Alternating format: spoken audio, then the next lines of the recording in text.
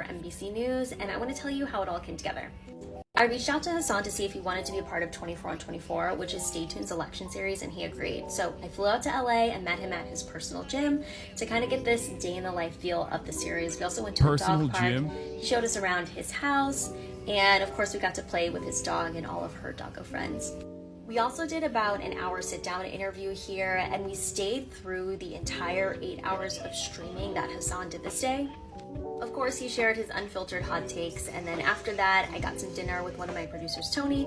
Film stayed tuned for Snapchat. There's Russell, another producer, and we got to walk around Universal Studios the next day, just because that's behind our LA office, and then I headed home. So if you want to see Hasan's hot takes on Trump, Vance, Elon Musk, Kamala Harris, Tim Walz, definitely check out this full video up right now on Stay. There it is. Here it is. Here's the video. video. A lot of young people, maybe first-time voters, were completely activated in a major way during Black Lives Matter. They were out in the streets. They were protesting. No justice, no peace. They did the activism. They did the voting. They voted for Joe Biden. Joe Biden won. And then what happened? Nothing. Nothing changed in a significant way. It probably discourages a lot of people. I can't believe I'm gonna show you guys this. It's gonna be on NBC. It's one of the most insane things I've ever received.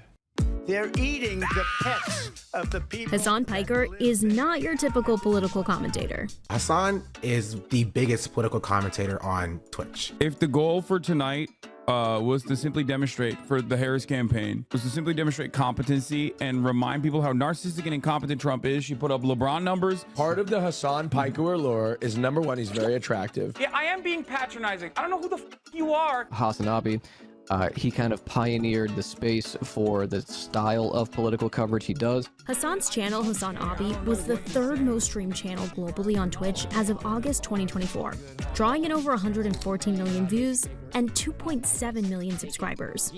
So we went to spend a few days with Hasan, seeing what his life is really like before, during, and after the streams. Hasan, great to meet you. Nice to meet you. Thanks for having us out here. Yeah.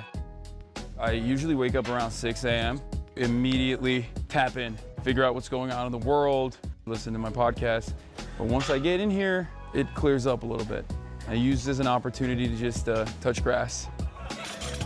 And then I just start streaming at 11 a.m. Pacific, usually almost every single day, 7 days a week, for 7-8 hours of that day, every single day. Millions of people watch streamers watching the news on Twitch instead of traditional TV, and about 3/4 of users are under the age of 35. He makes it more like simplistic to where like the everyday person or someone like that's younger can understand. What's going on? This is the spot. The house is entirely covered in fan art. My background on my stream room is also all stuff that people have sent in the P.O. box. I think it's very busy. And people are very annoyed with it. It looks, from afar, it looks like I'm a Funko Pop collector, which I hate. There's not a lot of stuff back here that makes me laugh, but there's a lot of stuff that's like very sentimental. Twitch's audience is largely young men, a demographic that nationally is trending more conservative. What's going on? As streamers like Aiden Ross, who interviewed Donald Trump in August on Kick, appeal to this group. And do you know what the hits are yet? Do you know? Hasan is a prominent voice on the left, and even streamed from this year's Democratic National Convention. The way that people depict the left online in these spaces was cartoonish, hysterical, woke scold, like social justice warrior. And I felt like there was no one really representing just like a normal dude who just doesn't want to be an asshole to like random marginalized people, you know what I mean? Okay. How would you describe this election year so far? I think the Kamala Harris swap out was huge. It really, really reinvigorated people's attention and interest in politics. Like the Democratic Party responded to public pressure, which is something that they normally don't do. It made people get interested in politics again. Go play. I really like Walz. I think he's a unique, old school type of politician that you only see in like movies and stuff that like actually cares about people. I hope that the Harris-Walz ticket continues being responsive to public pressure on key issues and does not do the classic Democratic Party move and shy away from being called a radical. By the way, this was, of course, right after the fucking Tim Walz swap out. This was right. But no, but listen to what I'm saying. And I don't know if they kept all of it, but I am like talking about the future. I'm telling you exactly what I think. I'm telling you that like the Tim Walz pick was solid. I really like Tim Walz. Having said that, however, this was before the DNC. This is before the DNC. Because that's one thing that really frustrates me about Democrats. I love how they're not actually playing the video because they're afraid people think Kamala and Tim are actually kind of normal. I know. Where do you see your role fitting into that? Are you trying to engage the young viewers watching your stream? Are you trying to encourage them to vote? I think voting is the least important, most consequential thing you can do. It's not the end all be all. I always stress people to vote, of course, but that's not like all these like get out to vote initiatives. They're silly. It's just, if you want to make people vote, you gotta offer them something, either party. Listen, I'm a simple guy, okay? And I'm not a very Before Twitch, Hasan worked at the Young Turks Network, which was started by his uncle. He joined Twitch in 2018. I like to educate people and I like to entertain people, but entertaining is my first priority, I would say. He apparently is a socialist Twitch streamer. For a socialist, you seem to be spending large, my friend. Explain to me the profit model with Twitch, because a lot of your critics have a lot to say about, you know, the status and wealth that you have.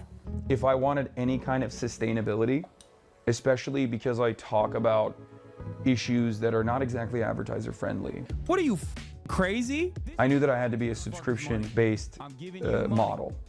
The revenue structure on Twitch is they take a 25% cut of all the subscriptions. You know, those numbers go up, they go down. They've been fairly consistently at 50,000. By our calculations, that's at least $200,000 a month and over $2 million a year.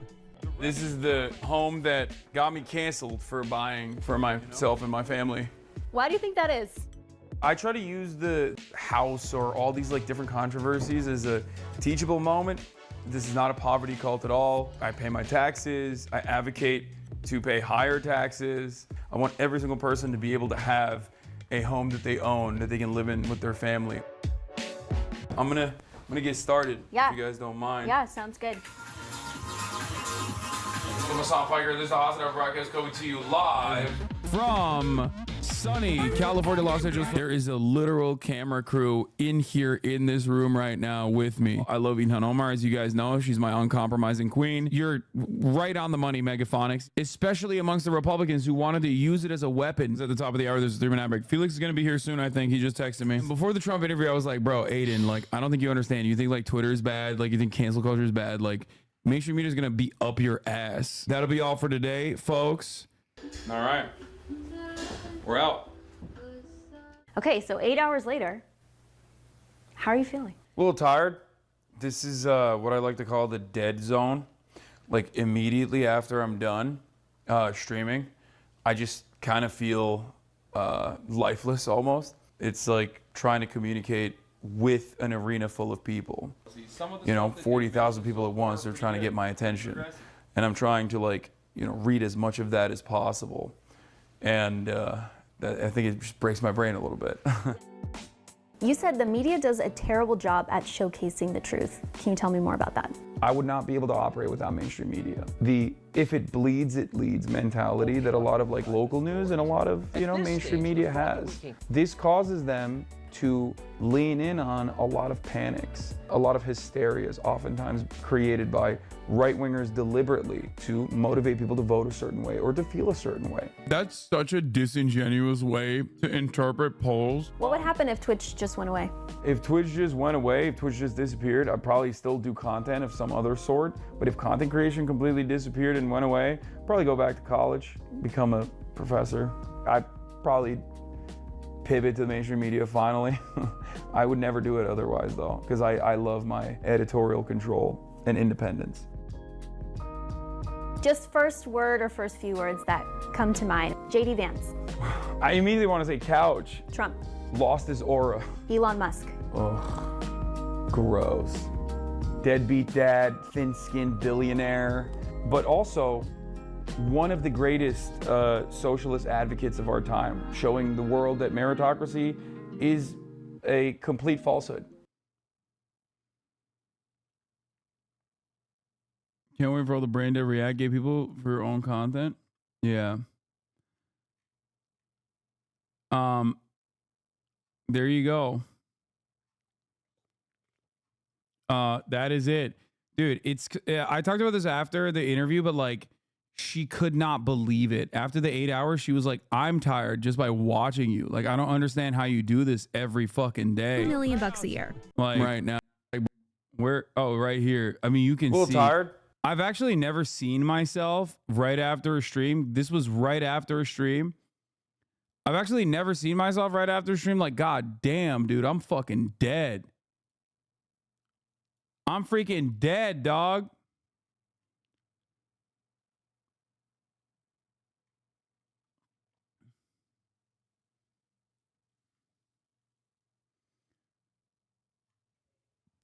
You look cooked. I am.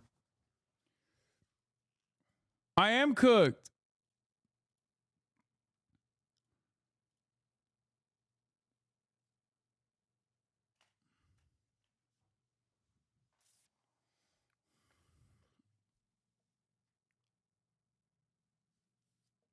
Kind of proves you love this. If you didn't, this shot would have killed you by now. Oh, 100%.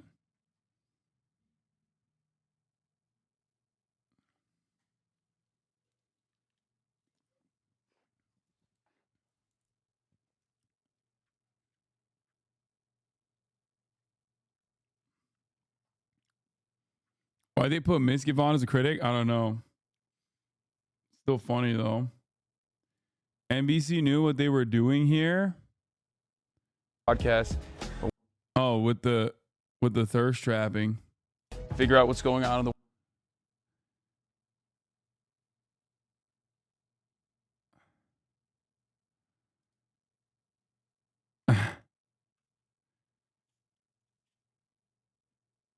You look like you aged 10 years after the stream. What the fuck?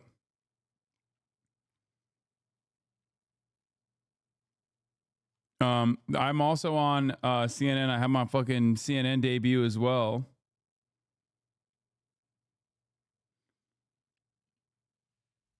No gaming mention. That's crazy that you said that because after, I mean, post DNC, I've been on a gaming tear.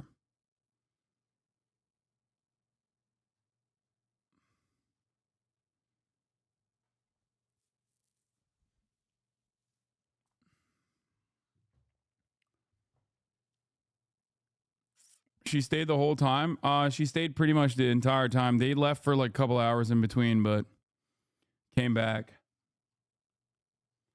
And we haven't even watched the CNN video yet.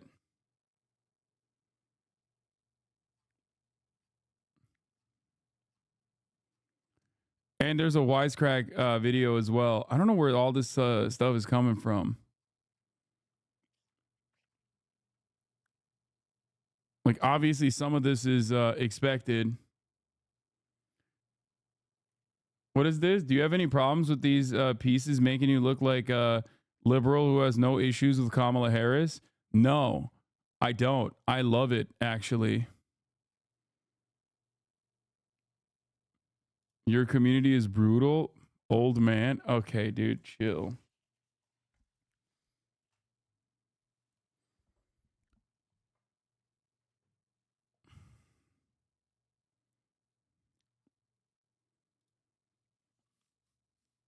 Unk alert.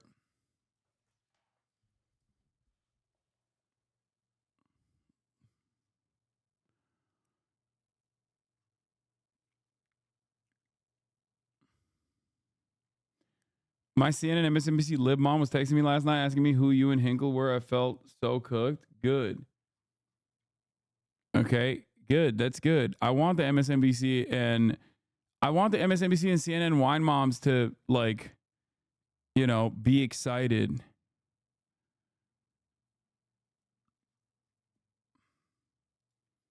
And wonder who I am. You know what I mean?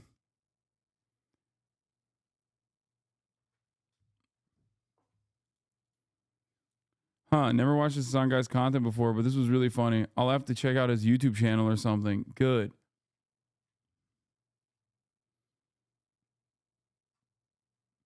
All right, let's do the CNN one as well, finally, okay?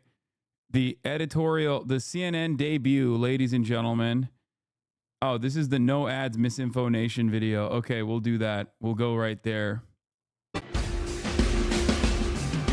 Shouts out to Hasan Piker for chopping this up. Welcome to The Whole Story. I'm Anderson Cooper. The spread of misinformation and conspiracy theories has flourished with the rise of online social platforms that cater to extremist views with little to no regard for what's true and what's not. What do you think of associating the Dems with leftists? That seems kind of dangerous in my opinion. Yeah, dude, you're right. We should actually gatekeep me and show me as like a purely hostile and utterly repulsive individual. I think that will certainly get a lot of people that normally are liberal and that I could probably convince to understand my position to genuinely look at me in a positive light. Come on, man. Come on. Okay? Come on. If I change my commentary on the whims, if I change my commentary due to who is in my audience, that's one thing. But if I don't do that at all, but maybe use like lighter terms when discussing what I believe with a broader audience, that's ultimately a good thing. And it's a thing that you probably should do as well. You know? Especially because, like, I'm not embarrassed about my worldview. I'm not embarrassed about my worldview at all. I very prominently display it. Having said that, however, for many people, being like really aggressive when you are trying to make an argument, it takes away from the power that you have in convincing them. Yeah, you have to meet people where they're at. You have to make your discussions more palatable.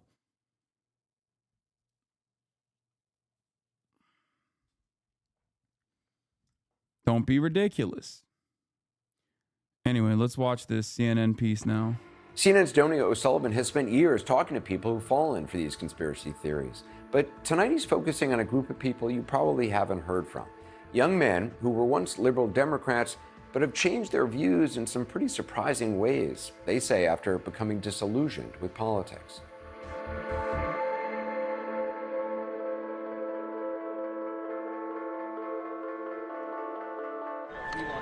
I spend a lot of my time at conferences, and there's a subtle art to a successful one, like making sure there's plenty of refreshments, creating room for stimulating conversation. At a good conference, you can feel like you're at home. But sometimes conferences are a mixed bag. Cameraman of the year, CNN guy Donnie. Sometimes you get a warm welcome. Sometimes you get harassed. Sometimes you even get hacked. You arrived in Vegas and got hacked within an hour? Sometimes you have to make your own fun. Yep. Oh. It's Memorial Day weekend and I'm not at a barbecue or watching a parade. I'm in Michigan for one of the biggest gatherings of pro-Palestinian activists in the country. But someone who is not welcome here is a 24-year-old named Jackson Hinkle. That's the funniest way to introduce this person, dude. It's just like, here's a guy. I mean, listen, respect to Donnie for at least like separating the pro-Palestinian movement from like Jackson Hinkle. Okay.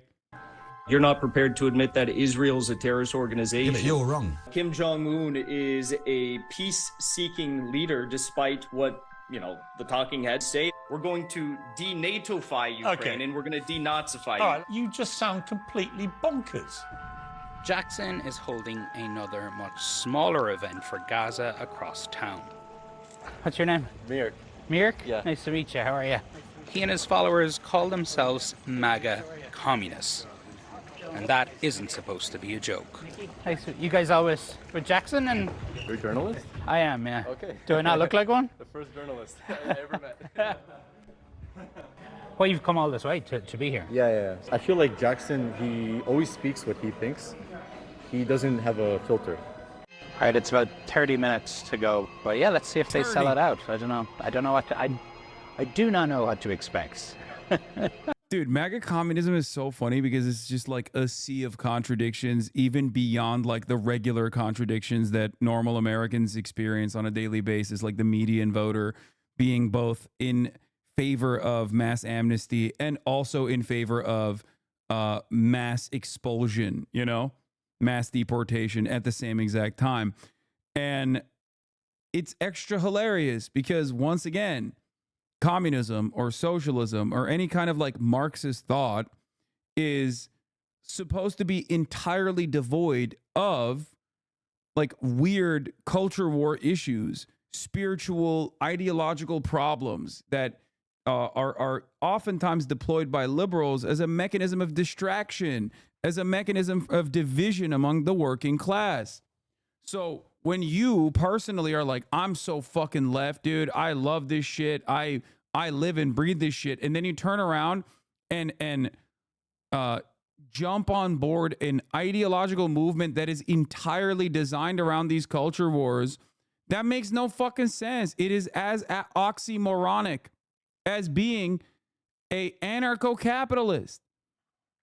It makes no sense. It is incoherent, okay? It is completely and utterly incoherent as an ideological position, because anarchism is the abolition in its simplest terms, in its most reductive, in the most reductive way to explain it. Anarchism is about abolishing unjustifiable hierarchies, undemocratic and unjustifiable hierarchies. Capitalism is built on top of an unjustifiable hierarchy. So you can't have both at the same fucking time. It is inherently undemocratic. The same principle goes for MAGA and communism, okay? You can't be an advocate for a borderless, classless, moneyless society while simultaneously hyper-focusing on the other side of liberalism, okay? That's all this is. These people are liberals through and through. That's it. If you focus this much, if you personally focus this much on culture war phenomena, so much so that you want to distinguish yourself from the Democratic Party to this degree, on the opposing side, you are still a liberal. A lot of kids in suits. Among the suits, a Democrat turned MAGA communist in a Hawaiian tank top and flip-flops, who calls himself Charmhole. Charmhole. Follow me on everything. So that's your online name? Yeah, my online name. By the way, this dude is a real freak. Apparently, I did not know any of this shit, but apparently he was like very seriously trying to debate that like every person that has been circumcised is actually trans. And he got banned from our Discord in 2020 for like trying to constantly debate on that issue, and even went so far as to say that like my mods were transphobic for banning him. I didn't know any of this until recently. Yeah, some real solid individuals here, okay? Which is funny because the other person on the MAGA communism front that, like, pretty much every MAGA communist is like, I think, a former Hasanabi head at a certain point, that all just went, nah, fuck this guy. He believes in vaccines, or, you know, he won't let me debate on weird, gross shit and horrify people. Do you feel responsible? Fuck no, I don't feel responsible. For every random guy like this who is like a massive grifter and completely delusional, there are a ton of normal people in this community that have like went on to go and run for positions in local office, that have joined their fucking community organizing efforts, that have become community leaders. Like, no, of course not. The difference is they're not as like telegenic. Well, these guys aren't telegenic either, but they're not as interesting from the media perspective. Why the fuck would there be an entire story about them? They're just normal people, right? This is the man that bites the dog and not the dog that bites the man. My actual name is Adam Service. Okay. I'm incredibly American, born and raised in Ohio. So you're a streamer? Yeah. I've been on Twitch, but I've been banned off Twitch a few times. They don't like me because I'm very political, like these guys, my heroes, which is weird to say since they're younger than me. But these guys are your heroes? Yeah, absolutely. Seriously? Yeah. I wouldn't be here if they weren't. So are you a MAGA communist? Absolutely, MAGA communist. I used to hate Trump. I would call him old. I'm not sure if I'm allowed to cuss or say bad things. No, you here, can cuss, but, yeah. Well, yeah, no, I used to call him a pedophile, illiterate retard, stuff like that, because I was a big Bernie bro, and I was like, I'll do anything for Bernie, anything, right? And that's why I love these guys, because they just assume you're smart, they're going to tell you all the smartest stuff, and if you don't get it, then you're just going to miss out on the next big thing, which hopefully is MAGA communism, or at least... Why is he talking about this like as a trend, dude? I mean, this immediately demonstrates like his ambition, right? His own personal motivation for being on board with this is like he like caught something. Like he's talking about this like it's a fucking shit coin, dude. God damn. There's a lot of dudes like this that just have like these are the crypto bros, okay, of political ideology, I guess. You see it. America's form of communism. MAGA communism. MAGA communism. You know, people watching CNN are going to say, you're crazy. Absolutely. I would hope so.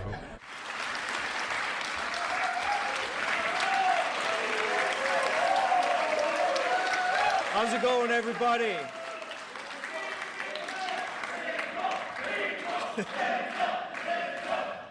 All right. This is great. It's good to be here. We actually have CNN in the building with us tonight. They're filming some propaganda documentary, which the crowd here was mostly male and mostly white. You know, today's event is called Free America to Free Palestine. Shout out to the AI gods for giving me this beautiful shot.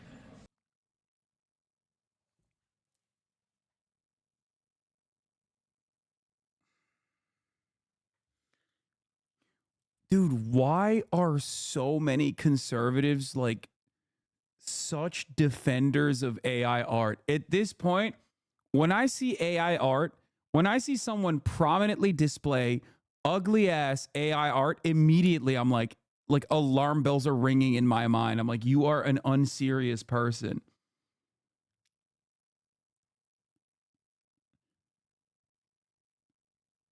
It's just so fucking weird. Look at the flag. Yeah, I know. He didn't even like do the appropriate thing. Like this is not even, the flag changes colors. It's like a different flag now. It's fine. The Cowboys don't have faces. Are they wearing keffiyehs? I can't tell. Also, the similarities between Israel and America are not ones that you should be making as someone who is pro-Palestine, because what is happening to the Palestinians is what happened to the indigenous population originally in the inception of this country that you are dick riding. So the idea that like one settler colony is good and the other settler colony is bad is an unsustainable and inherently contradictory position. What the fuck? Let's continue. Of the American Cowboys with the Palestine flag. We need to stop supporting, these genocidal maniacs, and we need to, of course, arrest everyone who is committing these crimes at this very moment, which is almost all of Congress and the White House. But Jackson had barely started speaking about Gaza. I've been to Russia, I've been to China. Their major cities are much nicer. Before he launched into pro-Russia and pro-China talking points. Now, Russia's better and stronger than ever before. Dude, I can't speak for every single person that is like in this movement or whatever the fuck this would be called, but like he strikes me as such a fed, dude. I'm sorry. This is such an untenable, unsustainable position. Okay?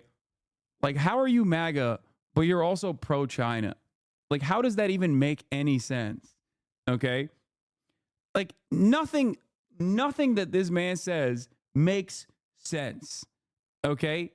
He's like pro-America, posting fucking photo AI art of Wild West cowboys, like, which immediately whitewashes the heinous crimes that the American state committed, okay, in an effort to build this state, while simultaneously shitting on currently and correctly the active war crimes, not dissimilar to what the American state originally did in Israel.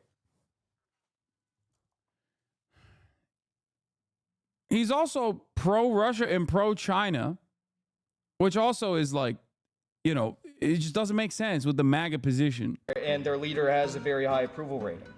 The more America supports real terrorist entities like Israel, real terrorist countries like Ukraine, the more that we strengthen our actual enemies. And I will just say once and for all, so Piers Morgan never has to ask me again, no, I do not condemn Hamas.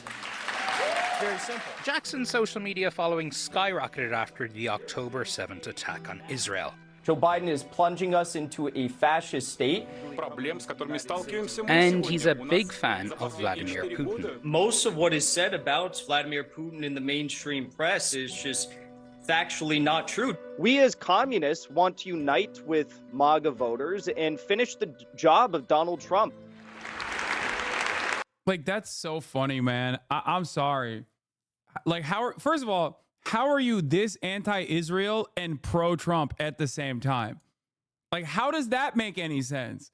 How can you be a person who is literally like, I hate Israel, Israel's the worst, and also simultaneously be like, and that's why we should vote for Donald Trump, who literally is somehow at the same level of dick riding in terms of Israel as Joe Biden is? You're like, come on, man. Who the fuck would be out there being, who could be out there this much of a dick rider for Israel? Even more so than like Joe Biden. And then Trump is right there and he's just like, yeah, I fucking love Israel. I did so many good things for Israel. It makes no sense. As the event came to a close, superfans lined up to meet Jackson. That was the most inspiring thing I've ever seen in my entire life. I've seen Barack Obama speak. That was something to behold, for sure. Fascism doesn't need to be logical. Hope this helps. I mean, it needs to have some level of logic. There needs to be an in-group and an out-group, dog. Like, inherently, inside of every fascist movement, you have an in-group and an out-group, okay? And his in-group, out-group dynamics don't make sense. Like, no one else agrees with him.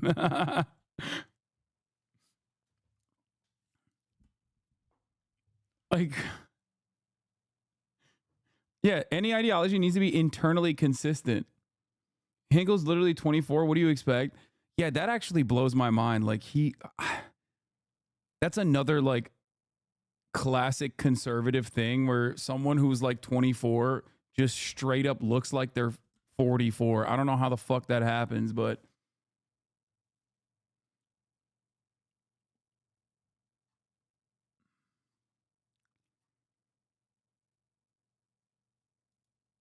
you see all the people there and you think, wow, I'm really a part of something. I really don't. I really cannot tell if you're doing a bit. But not everyone. He's praising Bashar for standing up to Israel, but also Trump who gave the Golan Heights to Israel. That's what I mean. It makes no sense. It makes no sense. It literally, there is no like, listen, I criticize China, but many people would consider me a China dick rider, right? But I still criticize China because there's like an inherent principle that I stand by, right? I think mass surveillance on an entire ethnic group of the population is unacceptable, okay? I do. I think it's ridiculous. It's unacceptable. So it doesn't matter who does it. I will definitely criticize it.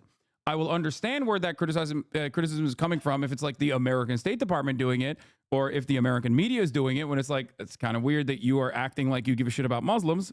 Let's be fucking real. But like, it's still, it doesn't make any sense, right? I don't understand, like, what is the motivating principle behind his like worldview? Because they are so incredibly at odds. Like, it just makes no fucking sense whatsoever, dude. Oh. One who came here was a fan of Jackson's. Now, what did you think? I think he's an insane person. Insane? Yeah, I think he's insane. Rightfully criticizes America where they should be criticized, but then glorifies the Chinese Communist Party, North Korea, terrorists, you know, that have kidnapped and murdered people. I think it's weird how he ties himself to MAGA and MAGA communism when Donald Trump is the most pro-Israeli president that's ever lived. MAGA communism are... I guess it's just like patently American, honestly. Because, like, okay, look at what this guy is saying, you know? Look at what he just said. Look at what the Jack guy said, who might even be a fucking fan of mine, if we're being real, right? He's like, oh, Communist Chinese Party, they're a fucking terrorist, like DPRK, they're terrorists. It's like, bro, the DPRK couldn't do terrorism even if they wanted to. Like, what the fuck are you talking about? Like, they're nothing. They have like, they have the GDP of like the shittiest American state. Not even, actually. I was about to say like, no, that's more like the UK has the GDP of like Alabama.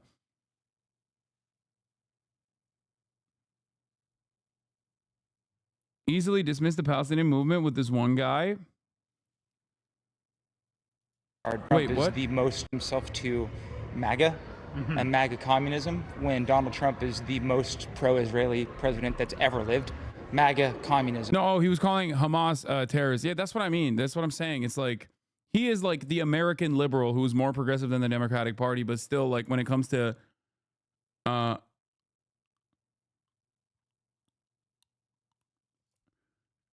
guy who's criticizing him, is basically the average, like, progressive liberal, okay? Average progressive liberal that still, like, maintains, no, he's a Crowder employee provocateur. Wait, really? That guy that guy he's talking to is a Steven Crowder employee? MAGA and MAGA communism when Donald Trump is... Well, he's speaking like a fucking progressive liberal. The most pro-Israeli president that's ever lived. MAGA communism are complete polar opposites of each other. Are you going to try to speak to him? Yeah, I'm going to try to speak to him. Okay. I'm going to do so as a gentleman. Also, everyone, dude, this is a Fed hunting ground, okay? Fed hunting ground, dude. This guy looks like a Fed. If I saw this guy out in the wild, I'd be like, that's a federal agent. Nice to meet you. Lane Kendall, a provocateur in his own right. Let's ask about Who Palestine. propped up Hamas? Why do we think Hamas had the ability to do what they did? That's called propaganda. Has a history of appearing on online conservative media. Good. There's one thing when you talk about it, I want to make sure I understand. When you go into things about China, Russia, Iran, especially China, you omit so much about them. I'm from Texas. And the things that you're omitting, I have lived in China. I went to Tsinghua University. You don't say that 600 million people in the country still live on less than $1.40 a day. Well, why don't you say those things? Okay. You're very, very emotional. I am, yeah. Because... Fucking own.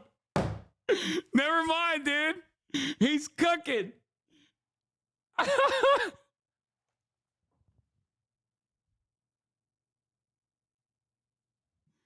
Okay, hold on. You're very emotional, like a woman. My man used woman as a slur, dude. What the fuck? Yo.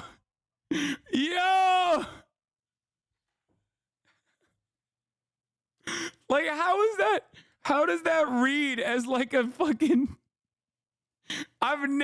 That's crazy. That is crazy, dude. You're like a woman. And I'm saying this as a pejorative, okay?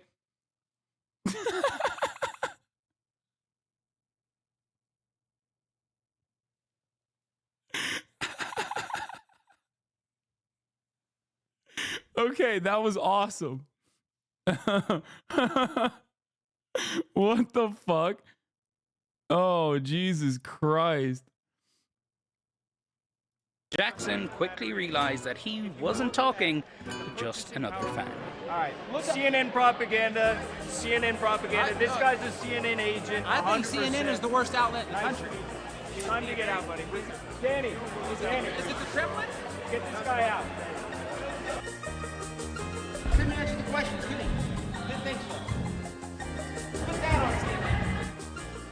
But the men that we met here. Okay, that walk away was weak, man. I mean, come on, dude. You can't be walking around. You can't be walking around cross-legged like that. Okay, if you're like, you were just doing, you know, big boy shit, and you can't just walk away like that. Okay.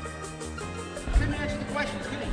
Didn't think so. Put that on CNN. He's on his like But the man that and shit. Get the fuck out of here. Yo. We met here weren't always this way. My name's Jackson Hinkle. Like a few years ago, Jackson was campaigning for progressive causes. I was BLM originally. BLM has been co-opted by NATO, by the government. And Adam, aka Charmhole, had changed as well. So you use BLM has been co-opted by NATO? BLM has been what the fuck does that even what? Like, I just don't understand. You could make an argument. You could be like, yeah, Black Lives Matter was immediately co-opted by mainstream Democrats and basically was dulled of its like revolutionary aspects instantly.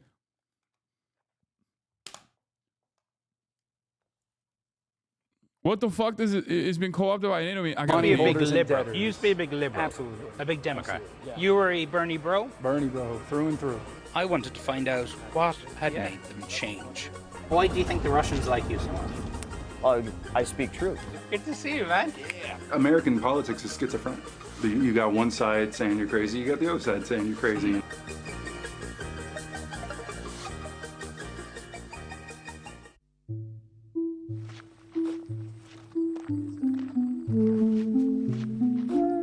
Here to see Charmhole, Adam Service. Adam campaigned for Bernie Sanders. Now he's a big fan of Jackson Hinkle, and in his own words, he is terminally online. How you doing? I'm good. Good to see you, man. Yeah. You've gotten taller since I've seen you now. I've gotten shorter. I think my dad's hiding. He doesn't want to be on CNN? Dad was here to talk all about how this is a funeral parlor. This was a funeral parlor? Yeah, like 100 years ago. Yeah, this is actually my mom's hometown. Okay. Her dad, World War II vet, Pacific Theater. So he passed away, I believe, 4 years ago, and then my mom passed away 2 years ago. Okay. Her dad always had a saying, that was his chair. If he'd go up to the bathroom or cook something, right, he'd jump in his chair, and then he'd come out and he'd say, "Would you jump in my grave as fast?" 2 years later, she jumped right in. I was here, by the way. Thanks. All right, I need to see where you were terminally online. Yeah. Clean up a little bit for you. Thank you. So what I've got is 2K. Bro, this is the average Hasanabi hater setup. I'm sorry. Okay. Straight the fuck up. Asmin maxing. Yeah. This right here is straight up the average Hasanabi hater build. This is straight up the average Hasanabi former Hasanabi head, now turned Hasanabi hater fucking build and also setup. Monitor right here, curved Samsung Odyssey G7. Love this sucker. 240 frames a second. Could I like pull in a chair maybe to sit with you? Oh, actually, yeah. Look. Wow. Like millions of other video gamers, Adam watches live streams on platforms like Twitch, where fellow gamers often talk politics. How many hours a day would you say you play up here? A day. Play? Excuse me? This is work right now. This is research. I'm listening to Dan Bongino while also talking to you and playing Championship Rocket League. I'm God Gamer, all right? Remember that. So how many hours a day are you God gaming? I mean, it's a full-time job. So anywhere from 6 to 10 hours. Wow. It's hard to understand how disgusting politics is. True. Politics is disgusting. So normally what I'll have is, I got Discord, everything loading up, Rumble. So I got Bongino, ex-Secret Service, telling me all about how Jill Biden and Coco Cam almost allowed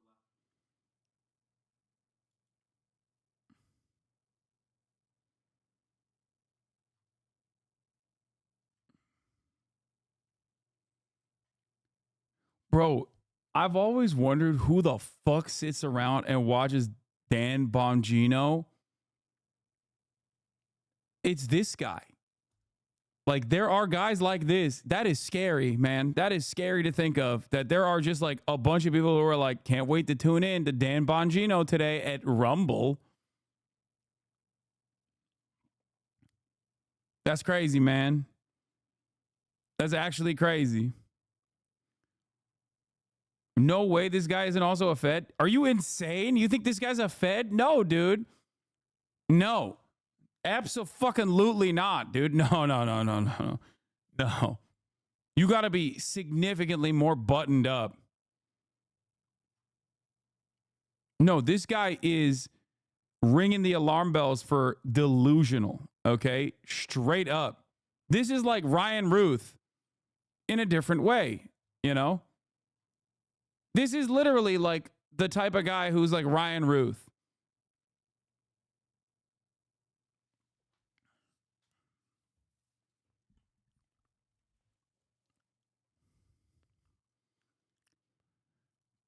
This guy's as much as a Fed as the Unabomber.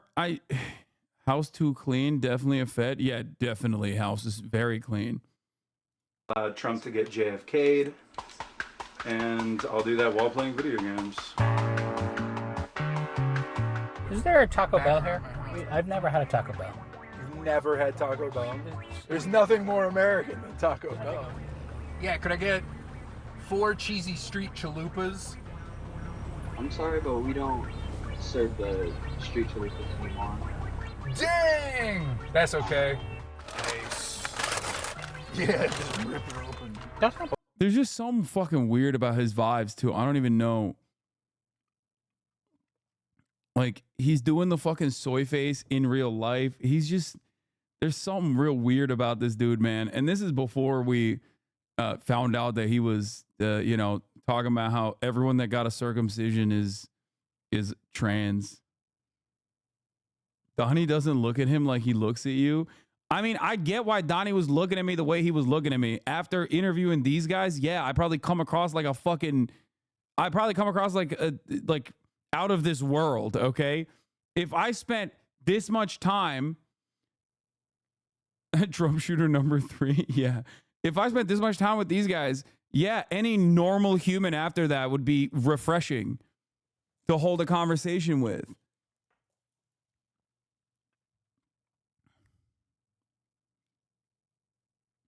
These are the people created in the fires of Reddit, like Uruk-hai being forged in Mordor. Yeah, exactly. Hope it was worth it. No, just never have leftover Taco Bell. Adam had moved back to his small hometown in rural Ohio after years of living in Bloomington, Indiana, a city about 4 hours away. Wait, so tell me though, Jackson Hinkle. Yeah. MAGA communism.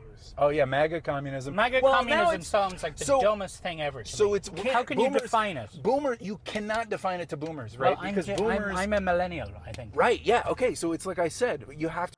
Wait, how old is this guy? What do you mean, bro? You can't be calling motherfuckers boomers, dog. Like, when you look like that, dude. If you look like cops are gonna be called. If you look like cops are going to be called, if you breach the vicinity of a fucking school, you can't be calling other people boomers. Wait, what? 23? Stop! No! No, you're fucking lying. No, you're lying, dude. Get the fuck. God damn. Nah, I don't agree with the things that this chat is saying. No, he said he's older than Hinkle earlier. He said Hinkle is younger. Yeah, he's got to be like 36, dude. Get the fuck out of here. No, I don't believe it. Google says he's 33. Google has this person's age. What the fuck? Charmhole, check his logs. I was banned from your Discord by your transphobic moderation. I was attempting to debate transsexual issues. They got mad. I'm such an epic debate lord. I was banned from your Discord by transphobic moderation. I was attempting to debate transsexual issues, and they got mad. I'm such an epic debate lord. 9/27/2020. First to say trans rights gets a gift sub. Let's go. Want to debate?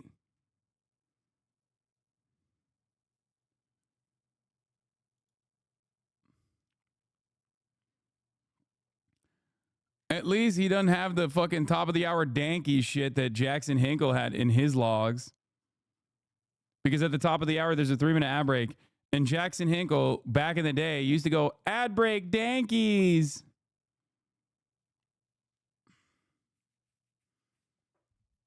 That's right. And if you call into question how much of a Hasanabi hit he was, he says it's because I'm a transvestite now or something. I don't know what he. Yeah, his Twitch chat logs. Jackson Hinkle TV account created July 28, 2020. Following since July 28, 2020. Top of the hour every hour. Dankies. You missed the part where he literally says fucking dankies, dude.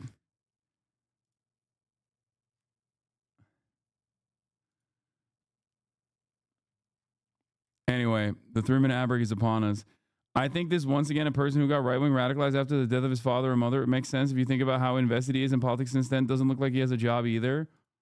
Yeah. Raw dog at the top of the hour without a debate. I just did. I used Jackson. I used Jackson Hinkle as a fucking as the method.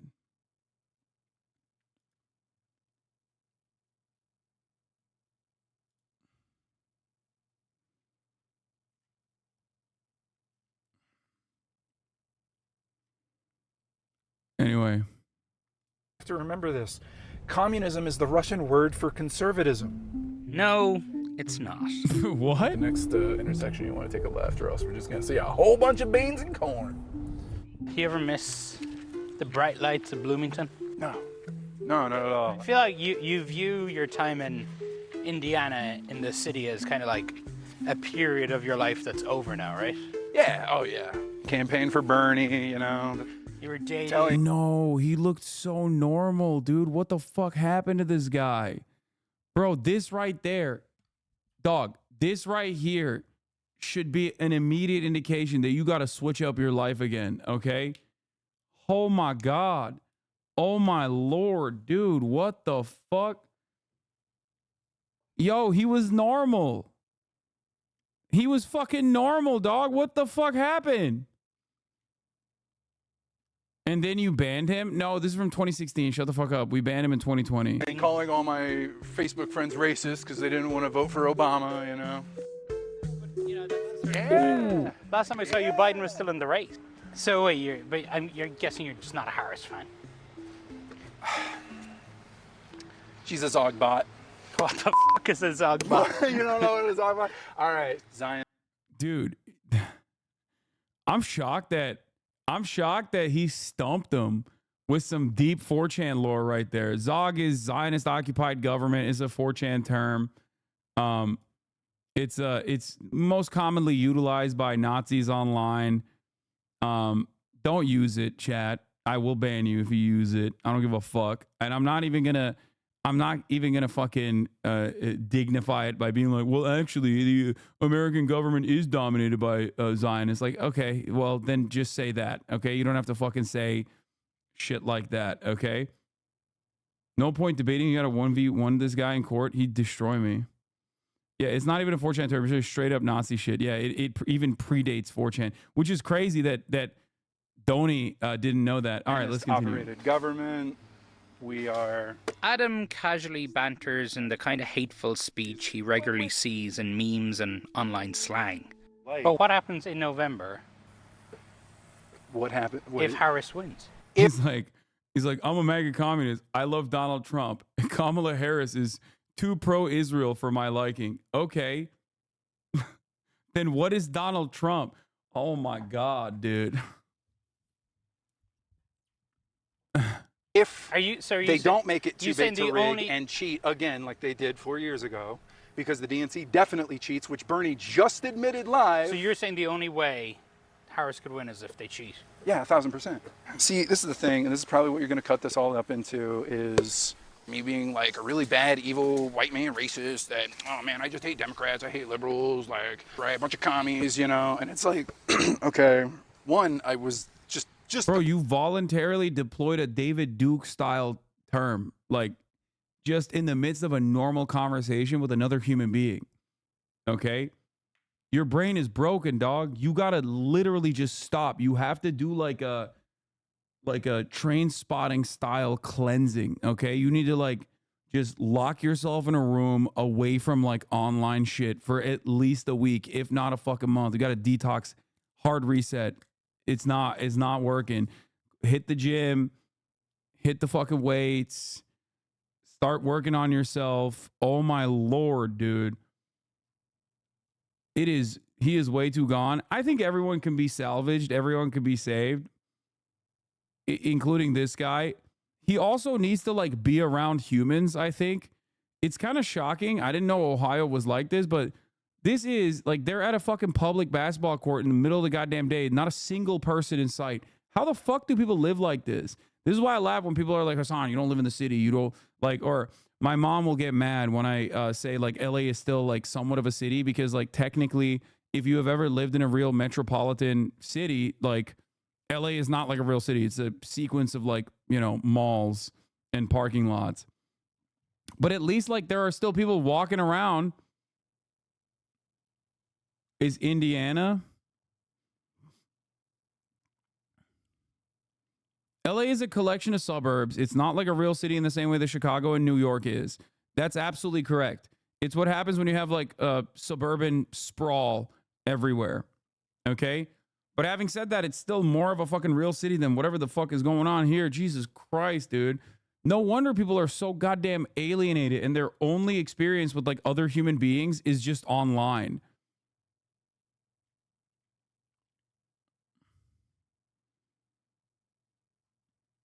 I think one of the funniest aspects of this entire video is like what he is presenting himself as, like the optics, the way he looks and the way he acts is probably doing infinite more damage to MAGA communism than even the things he's saying. You know what I mean? It's like I see a dude in fucking flippy floppies in the middle of the day hitting a fucking shot like that. I'm like, nope, I'm out. Okay. Part of them, like 4 years ago. I was in it, right? I've been betrayed by them multiple times. So now I'm trying my hand at being betrayed by the Republican Party.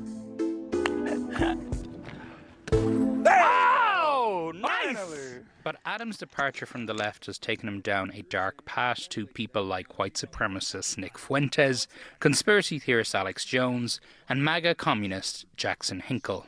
Adam is among the 8% of Bernie Sanders supporters in the 2020 Democratic. Stop saying I betrayed him, okay? Shut the fuck up. Like, this dude obviously had insane opinions that were harmful overall.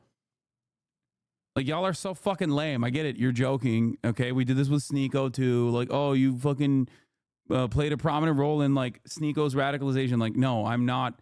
As a singular force, I am incapable of changing someone's, altering someone's life trajectory this much. Okay, there are so many environmental factors at play. COVID probably played a significantly more prominent role in his radicalization.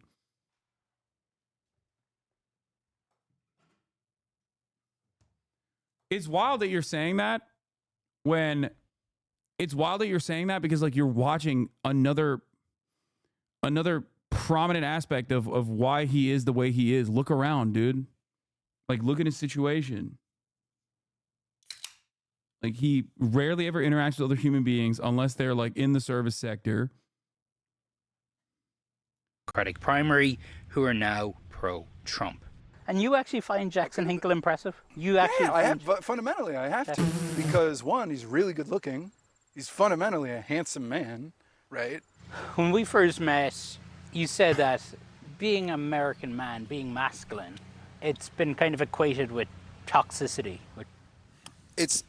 That's because it is, by nature. We're naturally acidic, but we can also bust nuts and create more humans. But the woman has a role in that too, right? Well, yeah, they make the men. That's why my mom would always say there's 2 things she ever wanted to do in her life: be a nurse and have boys. She did both. That's why she died happy, you know? She died fulfilled. This is why I was such a liberal growing up, is because my dad would always listen to Rush Limbaugh, you know, and he's always yelling, and he's really mad about everything, and everything's going to shit, you know, and I was like, according to Mom, this is toxic, this is bad. So then I just naturally, you know, I had an aversion to conservatism and men and masculinity. That's why I got called gay for so much. I mean, that and the blonde hair. You got called gay? Yeah, all the time. In this park, constantly. But so one thing you brought up, you had a spell in a mental health hospital. Do you take any meds? They tried to get me on Zyprexa. It was like $280 a month. Right. I laughed at that. I was like, yeah, right. If you could afford it, would you? No. No, I just smoked weed instead. I've been on antidepressants and stuff for about 12. Is it antipsychotic?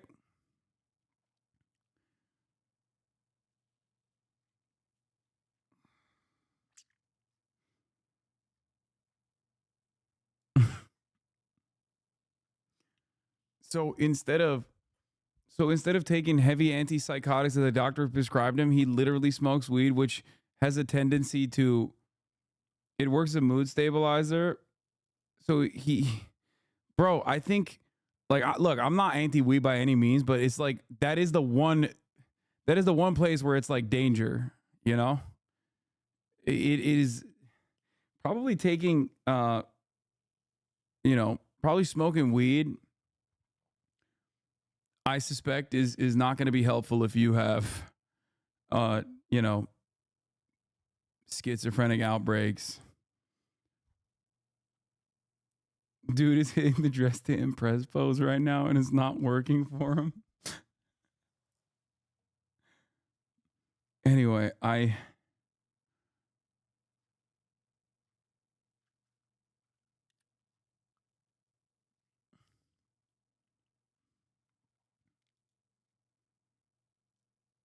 non-schizophrenia, bipolar. Oof. Please unpause. Okay. 12 years now. Oh my Jesus. Yeah. Well, no wonder you're so good at being true neutral.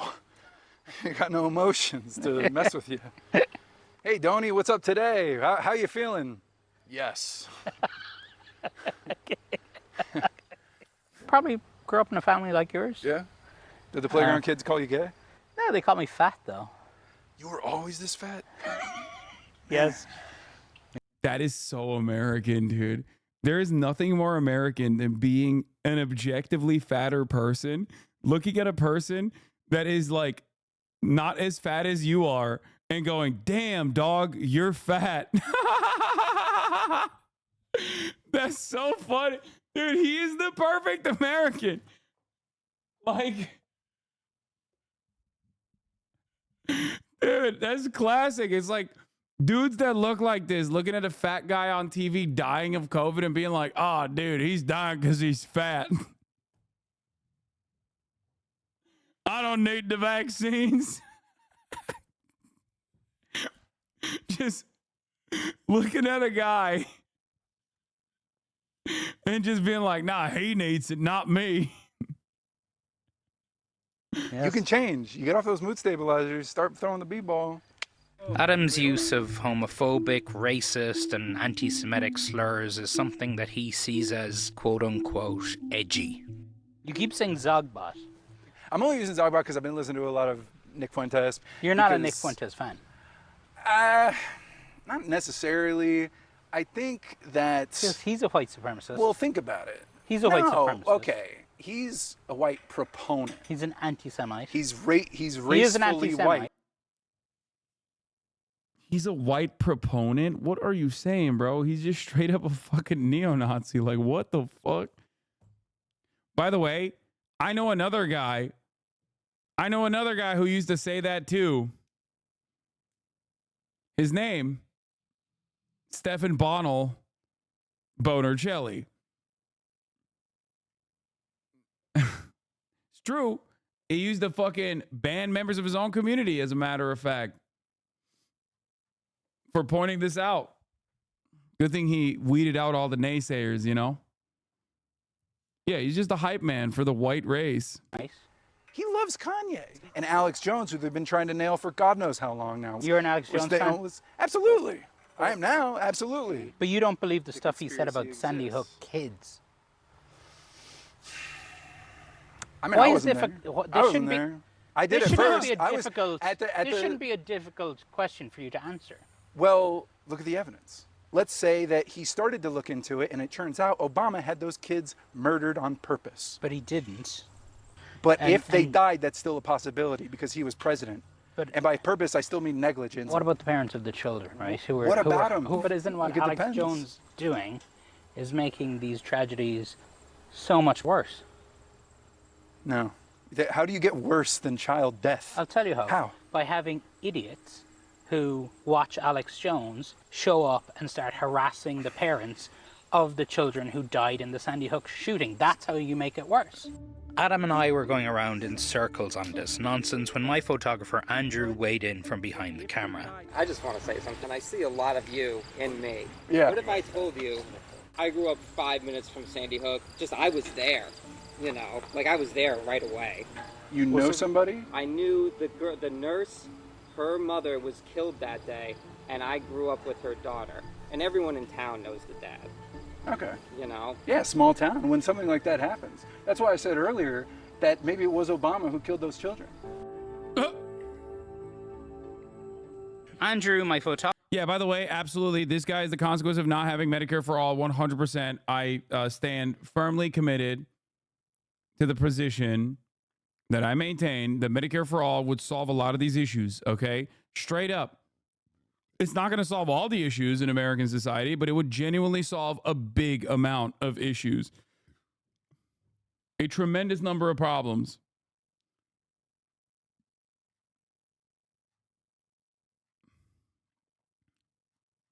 Photographer had briefly brought a dose of reality to the guy's watching me? world that Adam lives in online. We left Adam to travel to the Democratic National Convention in Chicago, where we were about to meet one of his former Twitch heroes, Hasan Piker. What is going on with this, bro?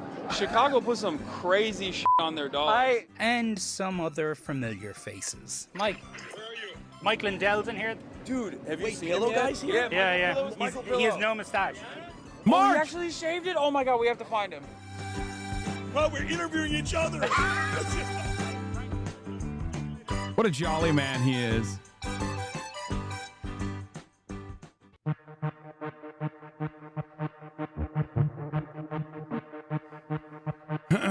Your take on Chicago dogs is forever discredited you in my eyes. I'm sorry, dude. Celery salt should be banned. Like, it's gross. You automatically turn something that is delicious into something that is supposed to be healthy.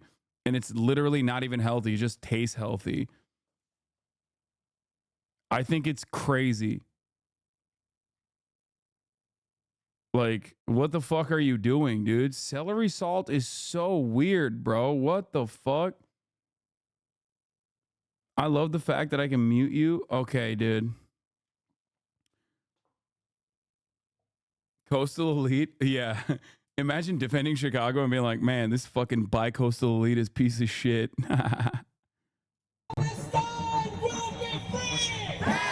I do love peppers and onions. I do. It's the first morning of the Democratic National Convention in Chicago, and pro-Palestinian protesters are already gathering. I think people here came in peace. I'm literally came in peace. I'm asking for peace. Well, I'm hoping to shit up without getting arrested. Dude, chill out. Chill out. We're all pressed. Did you check in yet? It is tense here. Yeah. We're sorry about that, honestly. The organizers are right to be worried. Because these guys. They're scumbags. They're ruining America. Not everyone here is on their side. Wait, why is he wearing a fucking keffiyeh pattern, dude? Like, dude, I hate when I see like tier 1 operator ass dipshits like wearing that shit. Loads of pro-Palestine demonstrators gathering over here. Small group of pro-Israeli demonstrators. And among them, we found some MAGA influencers. Hey, who are you with? CNN. Oh no! We watched as far-right troll and Pizzagate conspiracy theorist Jack Posobiec tried to disguise himself as a pro-Palestine protester. Now, the mainstream media isn't going to be out here. I haven't seen anyone from the mainstream media that's hanging out here. But his disguise didn't work out. Hey, Jack! How are you? This is a right-wing fascist. And Jack the Troll got trolled. How many abortions have you had today? DNC. I'm getting paid by George Soros to have an abortion on the stage. I'll be broadcasting live. But it's not just outside the event. This year's DNC was the first where creators or influencers were treated the same as the mainstream press. One of the biggest stars in the new world of news consumption is Hasan Piker. I'll put this in the trunk too. How are you letting this guy drive? How do you explain what it is you do? I have a pretty easy explanation for people that are older. I basically do what Rush Limbaugh used to do, right? But online instead of on radio. And also, I don't have brainworms. This game is woke. Oh, they cut out the part where I said brainworms, both literally and figuratively. And also a crippling painkiller addiction. I knew it though. I knew that they were going to cut out. I knew that they were going to cut out a bunch of the stuff that I said because I was saying a lot. Okay. Hasan has almost 3 million followers on the video game streaming platform Twitch. I'm talking for 8 to 10 hours every day. 8 to 10 hours a day. Yeah. That's how you know. Wait, hold up. By the way, this is how you can spot a motherfucker who's a foreigner, okay? You see that? Y'all don't have this shit. Right? I don't think Americans have this. Right? You do? No, not hands. The fucking, the vaccine injury. 8 to 10 hours every day. Older generations do? Yeah. Where he streams live almost all day watching the news. The former president was found guilty of all 34 felony counts teen election. And playing video games. How do we fight again? I totally forgot. Sometimes playing a character named after me. He even tries to do an Irish accent. My name is Donny O'Sullivan, sir. I'm fascinated with Republicans, and I obviously... No! Your parents saw me do the Donny O'Sullivan accent. Oh, no. The vaccine arm, my parents have that. Oh, no, they put that in there. God damn. God damn, Donny, what did you do? Oh, hell no.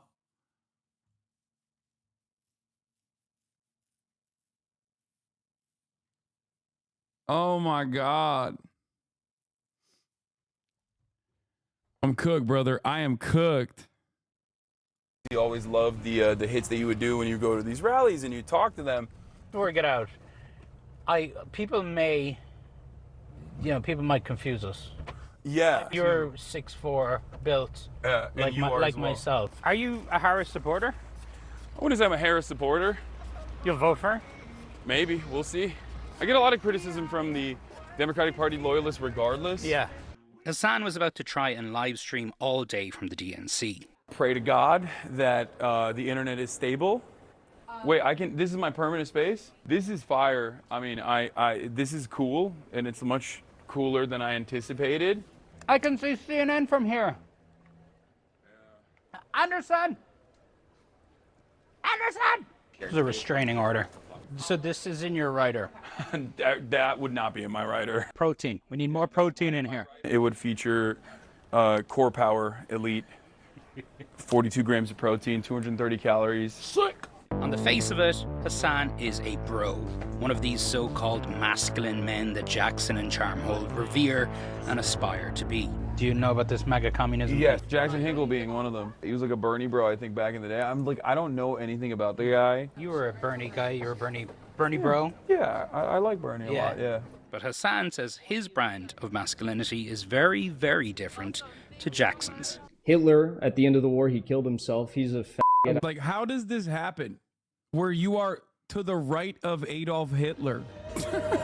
What is it about some of these guys that has made them go from far left to far right? Like, every young man, in a certain point of their lives, have, like, had some kind of insecurity, whether it be about their sexuality or whether it be about like their future prospects or whatever. And I think that like a lot of these guys take advantage of that and present this false narrative that like, in order to be a man, you got to be like homophobic. It's like, no, a real man is going to want to protect people who are marginalized. It really is getting intertwined more and more with politics, where a lot of young men who are disillusioned for whatever reason, they don't have a girlfriend, they don't have a job, and they have people telling them, wait, this is not your fault. And to some extent, you know, it's a societal issue, of course, but here specifically is who to blame, in a way that can have profound impacts for our society and our politics. Yeah, I mean, you're absolutely correct, which is why I always advocate to fix the underlying material inequalities that creates a perfect opportunity for these kind of guys to be radicalized in this way. The DNC had given Hasan a nice setup. Whoa, I just dropped 0. What is happening? But didn't give the Twitch streamer the thing he needed most, a working internet connection. It's completely gone. The internet is completely gone. They shut it off. With the great Patti LaBelle rehearsing behind him, what the we left Hasan to figure out his technical difficulties. As we moved around the DNC, we saw more and more creators and influencers, each one trying to upstage the other. Okay, so I'm here at the Democratic DNC Day 1. What is a skibbity? That's such BS. So you got Ben and Ari here. You got a right-wing guy versus a really big supporter for Harris here. I gotta give it to them. They are arguing statistics and policies. It hasn't devolved into culture war bullshit yet. But that didn't last long. Okay, well, I did it. I used the gender-neutral bathroom, and out there, here you are, there is something wrong with that. Ben had soon moved on to the convention's gender-neutral restrooms. How was that experience? I'll tell you what. He was joined at the restrooms by Mike Lindell, the pillow salesman and election denier who was also in disguise. Yeah, dude. Normal stuff, man. Normal stuff. I'm here at the gender-neutral bathroom of the DNC. Like, the moment that you seek out shit like that, and don't even recognize how fucking weird you are for that, I don't know what to tell you. You know what I mean? It's just like, bro, you got a gender-neutral bathroom in your fucking house, man. Like, what's wrong with you? Shaving off my mustache. We're going inside the Democrat convention in disguise. Are you from Ireland? I did not recognize you. Mike isn't exactly discreet. I snuck in. I'm in the Democrat convention. Lindell debated too, with a 12-year-old content creator. 257,000 votes. This happened last week. A judge ruled in Georgia. Who wasn't buying it. So your sources trust me, bro? That's your source? He provided no facts, no sources. Mike Lindell just got rolled. Imagine getting rolled by a 12-year-old, bro. That's crazy. That's crazy, dude. You got absolutely fucking destroyed. By a 12-year-old. Jackson Hinkle didn't make it to Chicago for the convention this summer, but he had made multiple trips to Russia. Now I'm in Vladivostok. I'm safe for the time being. I wanted to find out who Jack... This is why I'm saying, like, something about this smells weird, bro. You go to Russia and you cut pro-Russian propaganda, okay, and you're not like Tucker Carlson, right? And beyond that, you go to Venezuela, you know what I mean? It's like, listen, I'm not equating Venezuela to Russia at all, but like, it is wild that he is going to all of these fucking places and does not get even any scrutiny from the federal government. Very interesting. Very interesting. Very strange. Because let's be real, I don't talk about a lot of stuff, but you know,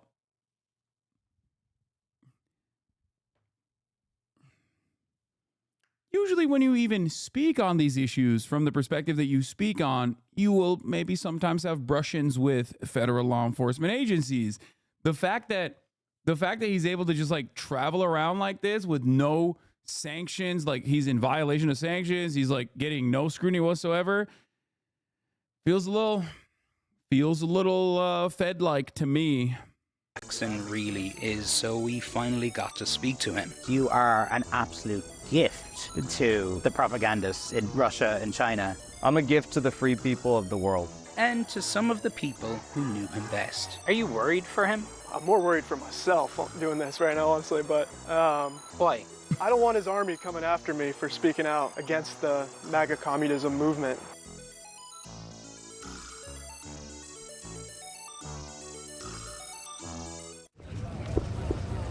Weren't you cutting pro-China propaganda at 24 is completely normal? I mean, I would. Vote for hope, not fear and divisiveness. Surfers for Kennedy. Surfers for Kennedy. Surfers for Kennedy. What do you think about a surfing president? Get him, get him, get him, get him. It's like, bro. There was a chatter in the chat that just said this as well. Like, there's motherfuckers whose family live in Russia, okay? And they don't go to Russia. There's dudes whose family members, there are Americans living on America's soil, Russian Americans, who can't go and visit their fucking family members, and this guy just keeps traveling in and out of Russia freely?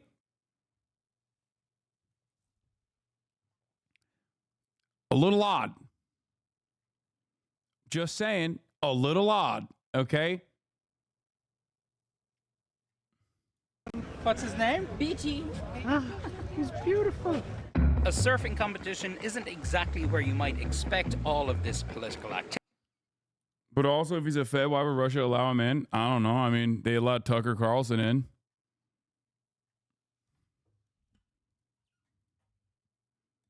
They let Tucker Carlson in.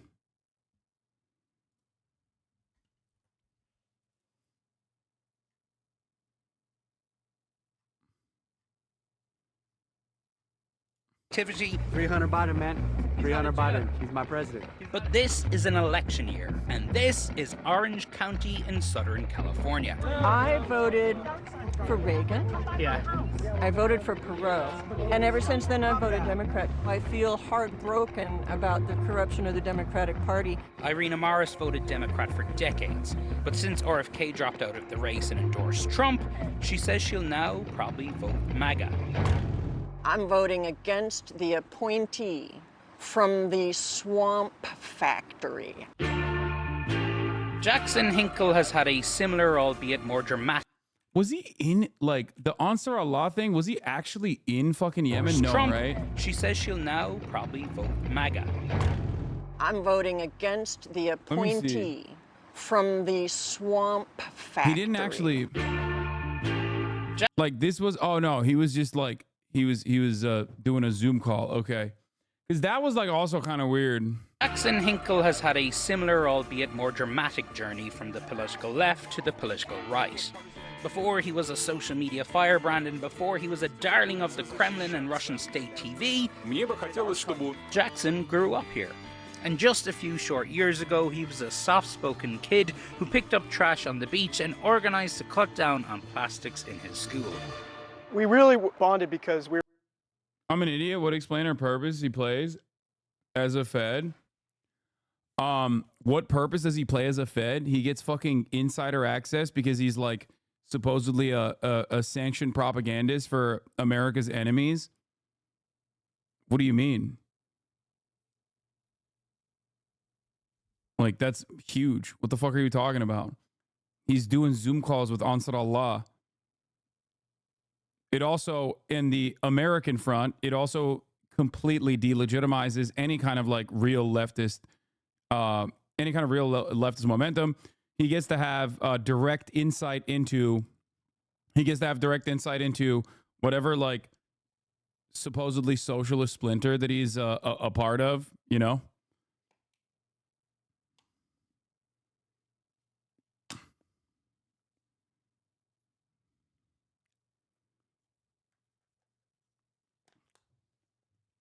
Like, there is no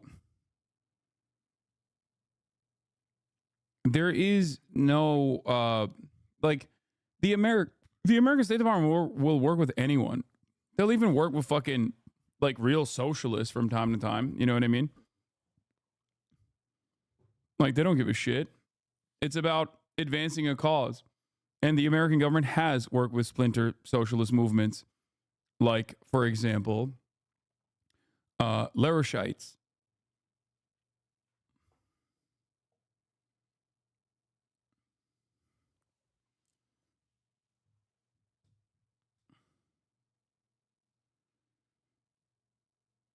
Do you ever think we'll definitively know if these guys work with the State Department? I mean, we'll see.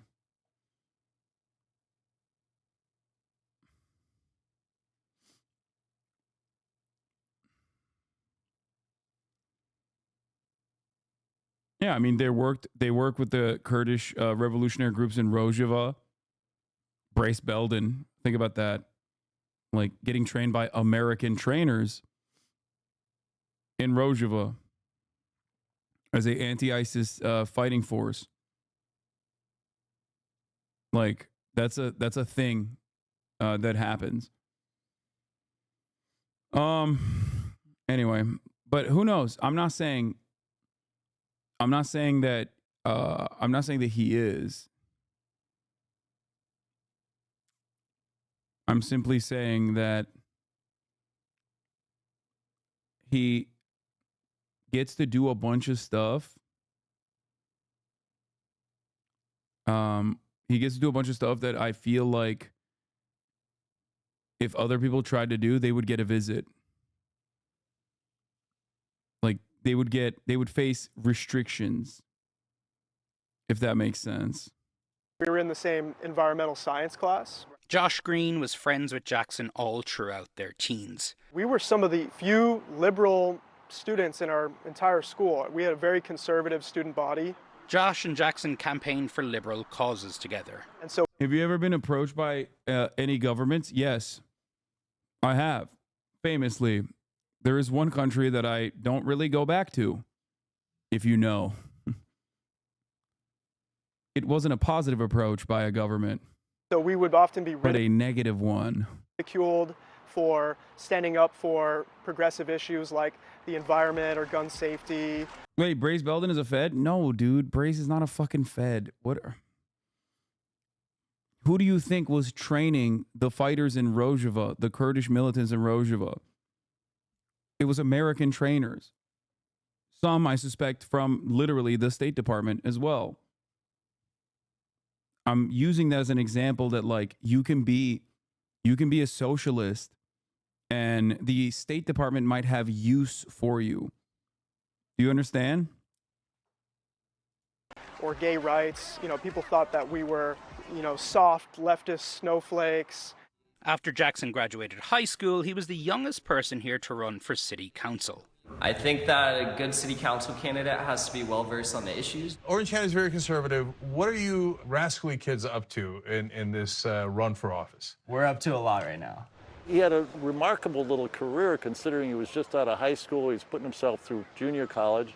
And he was responsible for all the solar panels that you see around San Clemente High School. And that was his idea. And he just had that drive, that you see in some young people, but not a lot of them. A natural communicator. Pretty much. Yeah. Jackson lost his election bid and sometime thereafter lost his youthful politics as well. A lot of what I had been force-fed through my education as a young individual was all propaganda. Something had turned him into this. You're gonna kind of go down the path of faggots like that. They were all transgenders and gays. The Nazis? Yes. Hey, man. I'd been searching for answers about Jackson, and he agreed to sit down and talk to me directly. You're promoting something called MAGA communism. Yes. Which to a lot of people is going to sound moronic. Well, I think it causes a lot of people to reassess their cancellation of the MAGA working class, and they've been written off. They've been called racist or, you know, any sorts of names. They've just been canceled. You are in some ways the quintessential American man, right? You're surfer guy, California. So for the Russians or the Chinese to have somebody like you to go over there and basically shit all over America. No shitting on America. I love this country. I love the people. I just want it to be better. Is there not a way to do that without having to fly back and forth to Moscow and seem to be embracing authoritarian regimes? Well, they're far less authoritarian than the United States. Come on, man. Ultimately, you'd come like that, oh my God. Oh my God. First of all, the very fact that you can fucking travel, even if you're not a Fed, the very fact that you are traveling in and out, like, I mean, automatically, like America gets to be not authoritarian seemingly on its face because it's the dominant hegemonic superpower. That's it. Okay? That's it. That's the correct argument. America has some semblance of free speech, which we are genuinely experiencing a noticeable decline in said free speech, for the record. You know, free speech, as long as you're not, you know, criticizing or hurting Israel's feelings. Okay? But in terms of like authoritarian, like things that governments do that are inherently authoritarian, some governments have to do that as a direct consequence of like assuming defensive posture, but many governments do it because they don't have that level of power that the United States has. Okay? And the less power that America has at the global stage, the more you will see America adopt more and more authoritarian positions, taking away civil liberties. Okay? In terms of foreign policy, yes, America is a force of evil around the world. Okay? For sure. But you can't turn around and be like, but Russia is like better or Russia is good. They're not. Russia is also incredibly authoritarian in ways that are even more overt than American authoritarianism. Okay, that's number one. And number two, Russia is doing America shit in Ukraine as a regional superpower.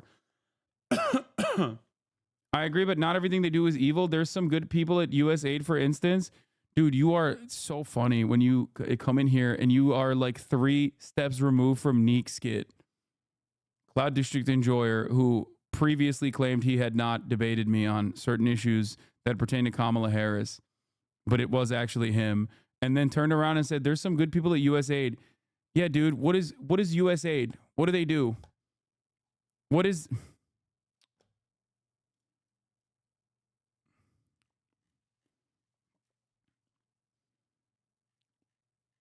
This is the same guy who said it wasn't him that had argued about Kamala Harris. I'm pretty sure it is him.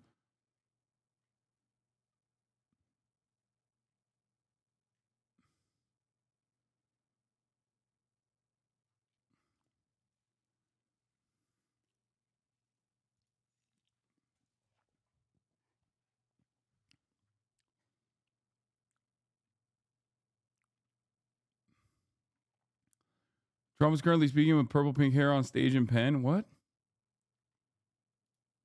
No, Control F is not going to give me the answer that I'm looking for here. Because it's only going to, because he chats a lot.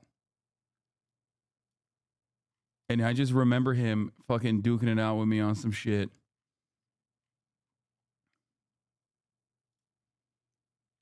Hold on.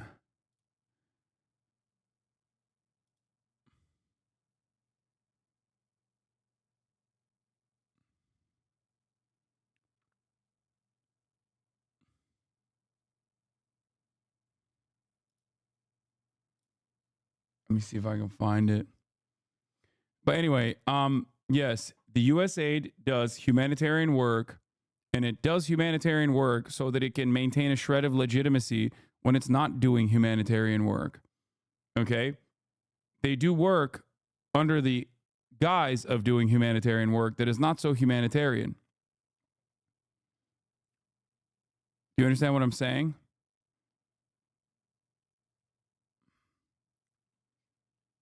Trump is live talking with purple hair. He's gone full lib. What are you guys talking about, man? What the fuck do you mean he's got purple hair? And we are going to, and you know, when you do that. Y'all are so dumb, so dude. The #1 rated country is Norway. Y'all are so dumb. It's just bisexual lighting, dude. He is zesty. He is bi. You know this already. It's called bi visibility, sweetie. Look it up. Okay? Look it up.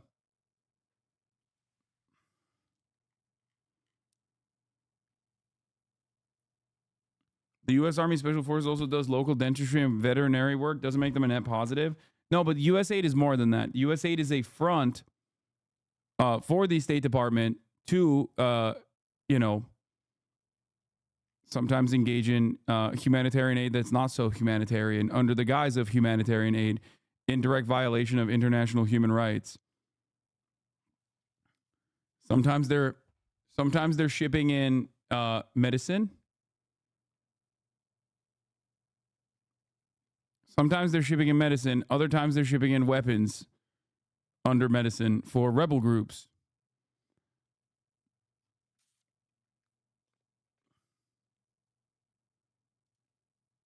U.S. secretly built Cuban Twitter to stir unrest.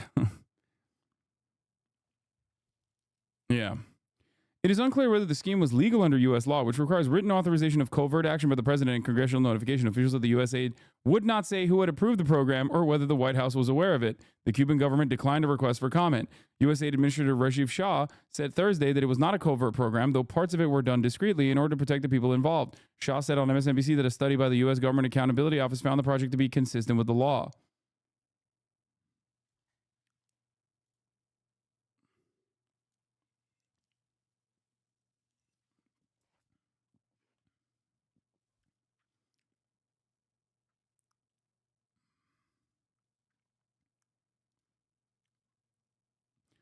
Oh, this is the one. Yes, thank you. My point is the DNC messaging was asked from Harris, but they haven't shifted away from that progressive policy that they had before the DNC. They haven't rejected the price caps, the building, the child tax credit, the infrastructure, etc. Policy is not chased as the DNC.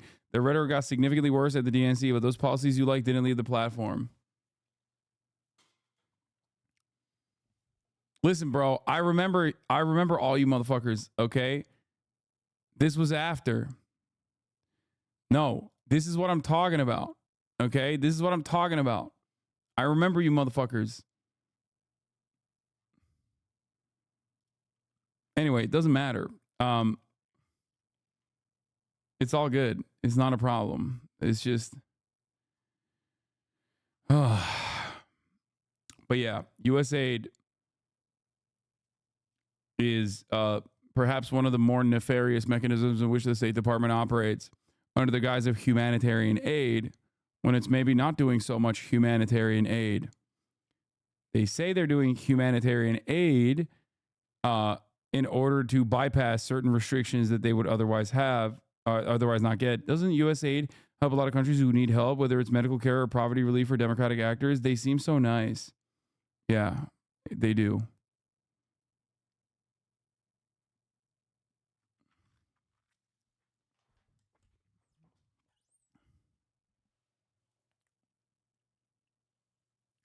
Anyway.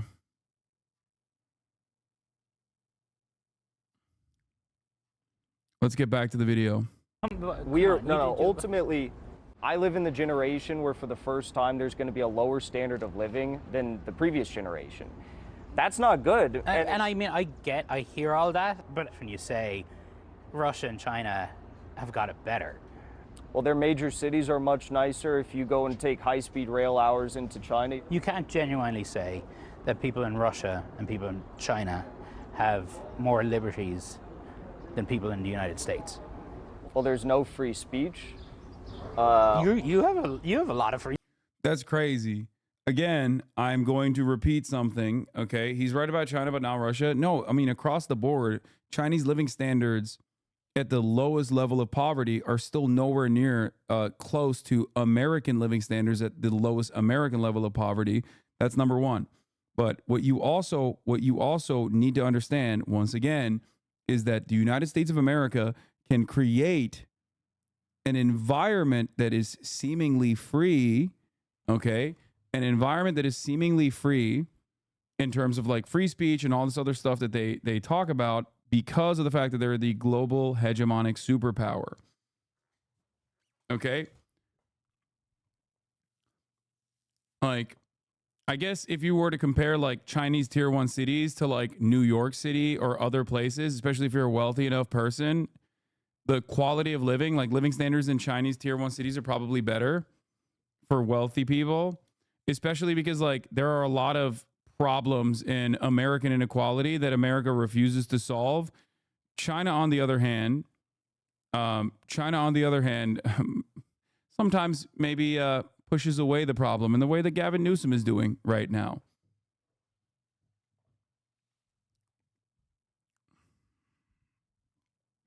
But again, that standard is not so consistent across the board in the entirety of China, but it has gotten insanely better. That's the point. Okay? The point is, China, in comparison to where it was 20 years ago, is not even fathomable. Like, it's not, it is objectively a different country.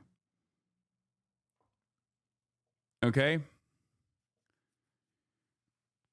They've done quite a bit of development. They still have a long way to go, but they have the mechanisms to implement change, and they are implementing change.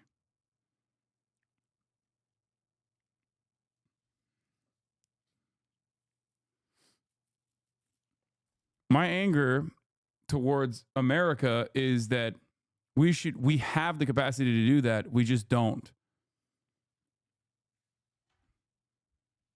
Due to our short-term profit-seeking attitude and complete capture of our government by capitalist corporations. Free speech? Really? You think do. I have free speech? You don't think you have free speech? No. I mean, what's the public square today? It's obviously social media. You have 3 million followers on X. You can post whatever you want. You're hosting events here. How do you not have free speech? What part of your speech is being curtailed? It's very simple. It's very simple. Yes, I have 3 million followers on X. But what about Instagram? I've been banned. YouTube, I've been banned. I was banned from Raya, a dating site. Jackson's bans might have something to do with his repeated That's so embarrassing to admit, dude. Come on. sharings of hateful posts and his celebrations of violence. You look like you're in pain. I'd been left frustrated and confused by Jackson. Did he really believe all the stuff he was saying? Or was he just doing it all for social media clout or for money? I just don't know if I believe you or not. Like, I've been banned from a fucking an exclusive dating app. This means that I have no free speech is crazy. Okay, that's a crazy thing to say.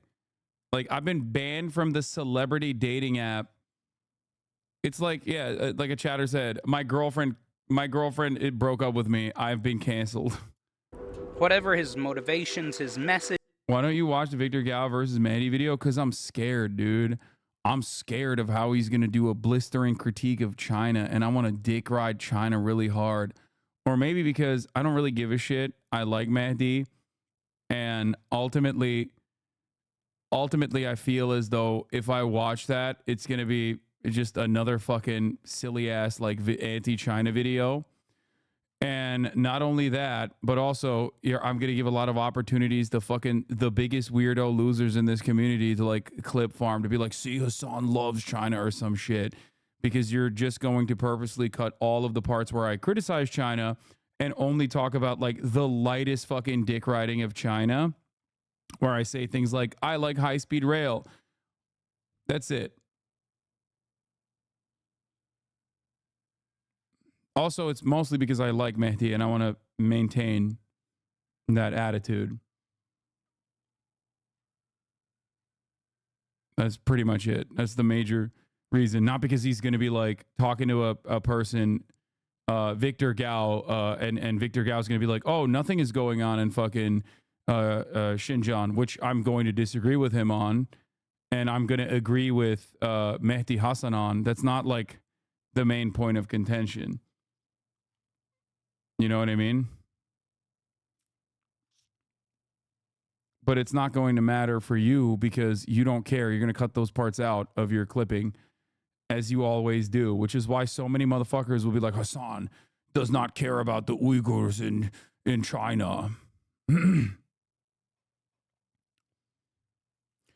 Any conversation,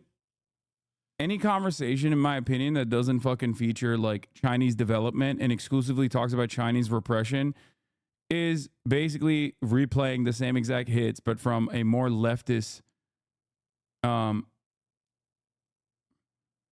more leftist point of view. You know what I mean? It's just still serving the same interests.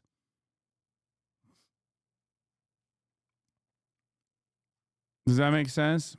It's still serving the same, like, China fucking sucks, dog. They're our enemy. Look at what they're doing to their own people. It's really fucked up. Instead, you should be serving the top of the hour ad break. And by that, I mean I should be serving it, which comes to the top of every hour. If you no longer want to see those ads, all you need to do is subscribe. Yeah. Oh, yeah. Where's that chatter? Hold on. Here. Not this one. and not this one. I know my fucking chatters, dude. Come on.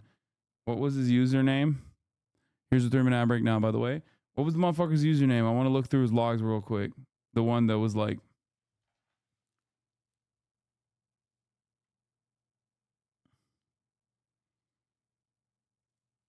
No, not Cloud District. No, the one who was like, why are you afraid of covering the Victor Gao interview or whatever?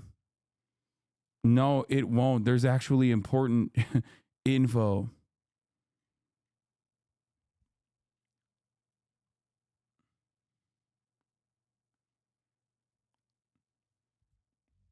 Just asking to know, brother. Relax. I'm Palestinian myself.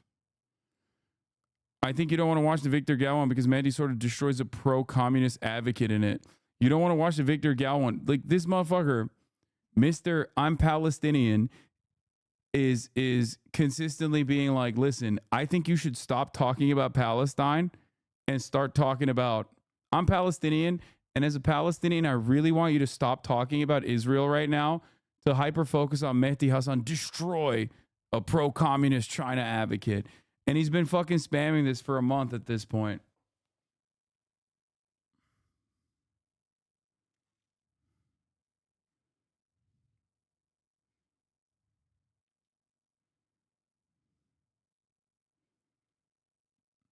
Maybe he is. Maybe he's Palestinian. But just also, why are you so obsessed with China? Why are you so obsessed with China? The people there, they say, yeah, Palestinian guy who is worried about how obsessed I am with China and also believes that Venezuelan gangs have overtaken apartment complexes in Aurora, Colorado. What slums, my guy? Those neighborhoods are better than the fanciest area in my country. Brother, what has he said so far that's racist? This is Tyler Oliveira. This is a Tyler Oliveira video that he's replying to.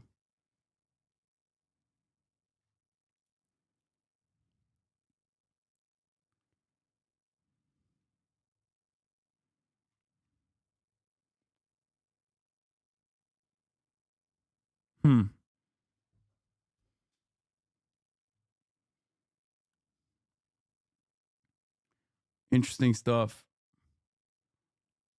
from our Palestinian chatter. This Palestinian really has some broad American conservative interests? Yeah. Yeah.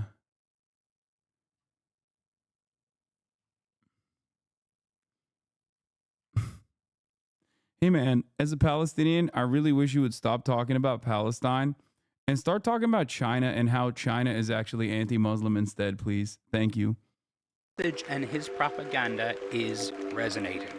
You know, like Donald Trump, Jackson has definitely found a way to build an audience of people who feel disenfranchised or feel pushed away by our society and our system. Was there ever a moment for you where you were like, what the hell is going on with my friend?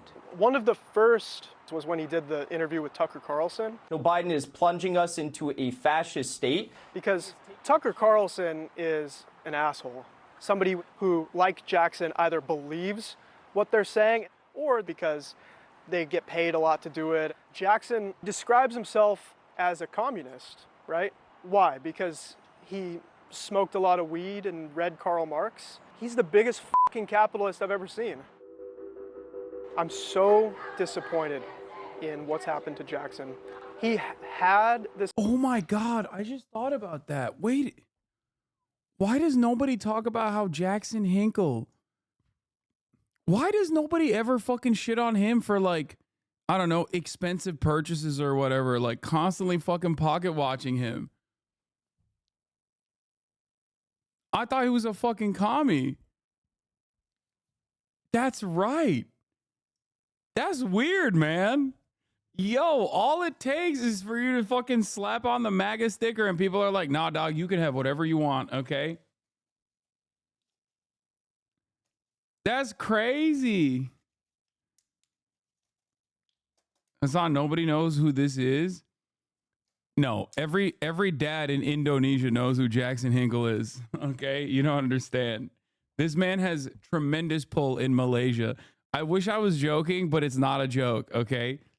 Every Jackson Hinkle post is like swarmed by his massive Malaysian fan base, which is really funny. That's why, like, whenever he posts about me, like being like, this man is trans and gay, they'll be like, it doesn't get any fucking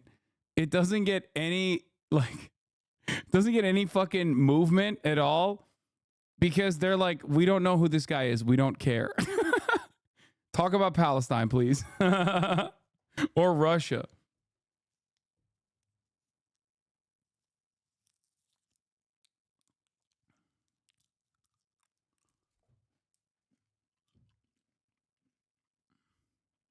This opportunity to be something really positive, but he has become the king of conspiracy theories. The king of conspiracy theories. Have you heard of somebody called Jackson Hinkle? Yes. What do you think about him? Not my politics at all. Jackson had been condemned and disavowed by established pro-Palestinian activists. People see our cause because he's a fucking charlatan. Because Palestine is at the heart of intersectionality. Like, that's it. It touches on all of the immediate aspects of, like, it touches on all of the immediate aspects of American dominance, American culture of dominance, American imperialism, American violence, and American fascism that is also applied domestically upon marginalized communities. So for someone who's like running around being like, oh yeah, I fucking hate transgenders, that's like a really important part of my politics, like,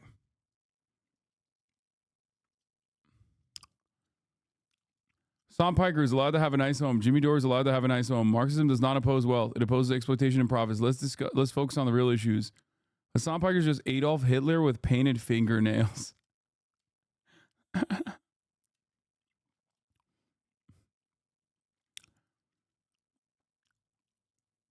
Banned. So desperate for viewers, you're leeching off the Hasanabi Discord. Don't quit your day job, brother.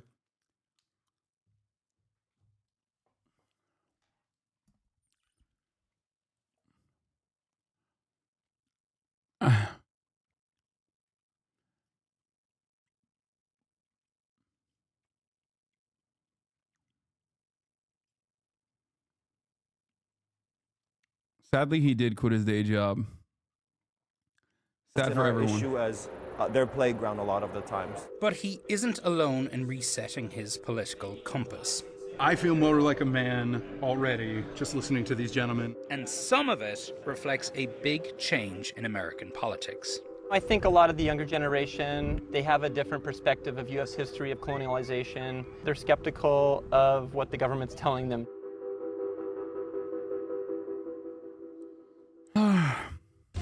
This is CNN, the world's news network.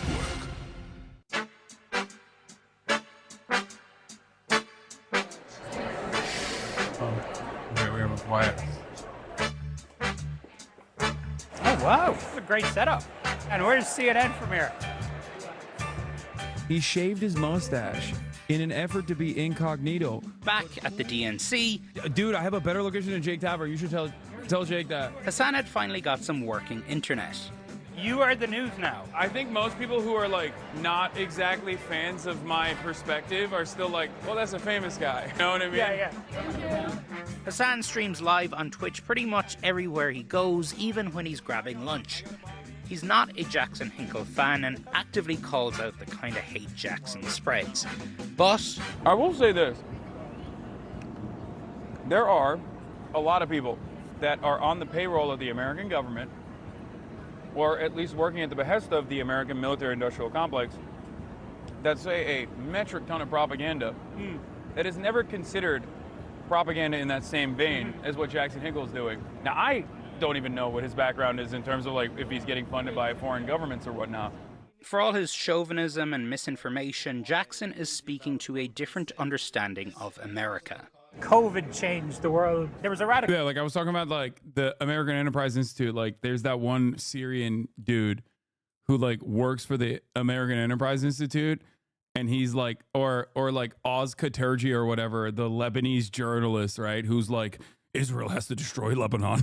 Like all of those guys, like they all get their bread buttered, but because they are ostensibly on the side of American dominance, American imperialism, they're never seen as like ops. They're never seen as like weird. You know what I mean? Because their position is not all that different from, I would say, their position is not all that different from, you know, Anderson fucking Cooper or Jake Tapper. So it doesn't read in the same way that like Jackson Hinkle is actually doing propaganda for a foreign nation. Okay? Does that make sense? Do you guys understand the point I'm making here? Like, I have smoke for those guys as well. That's my difference, at least, from where I'm standing. Like, those dudes are also doing propaganda. It's just pro-American propaganda. And when it's pro-American propaganda, that doesn't read as propaganda. That reads as like normal news. Like, what? These are trusted news resources.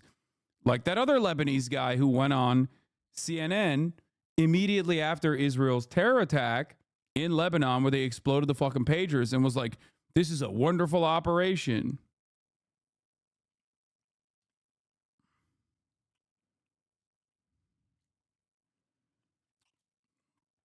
That dude works for the Middle Eastern Institute, and he was basically outflanking.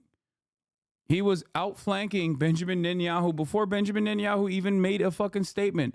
And he said the exact same thing that Benjamin Netanyahu inevitably said. Oh, Israel is doing this wonderful operation, which is a feat of impressive tech, because they want to decouple Hezbollah from Gaza. They want to show Hezbollah that there are consequences for trying to defend Gaza. That guy is an op. You know, he's getting paid.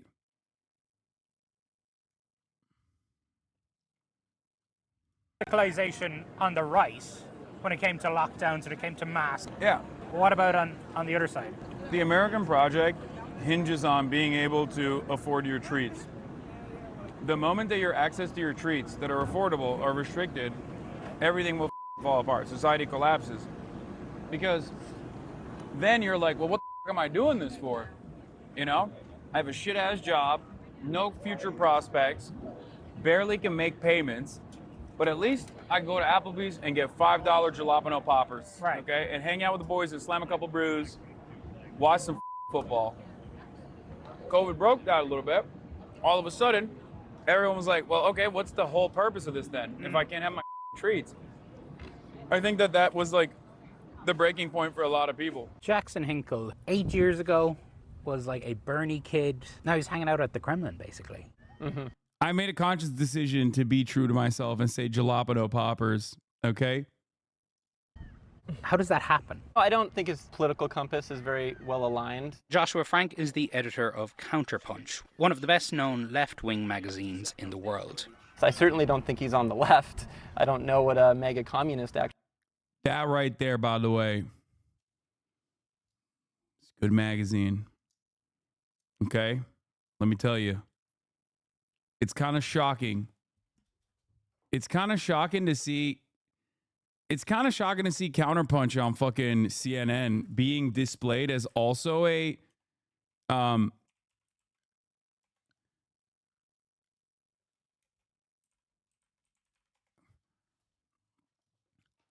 seeing Counterpunch on CNN being displayed as a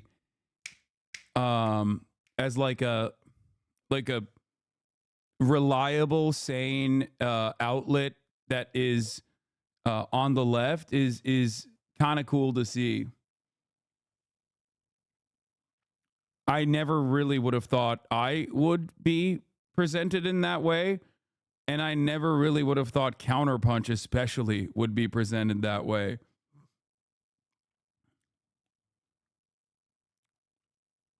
Counterpunch even more shocking than me, to be honest. Like,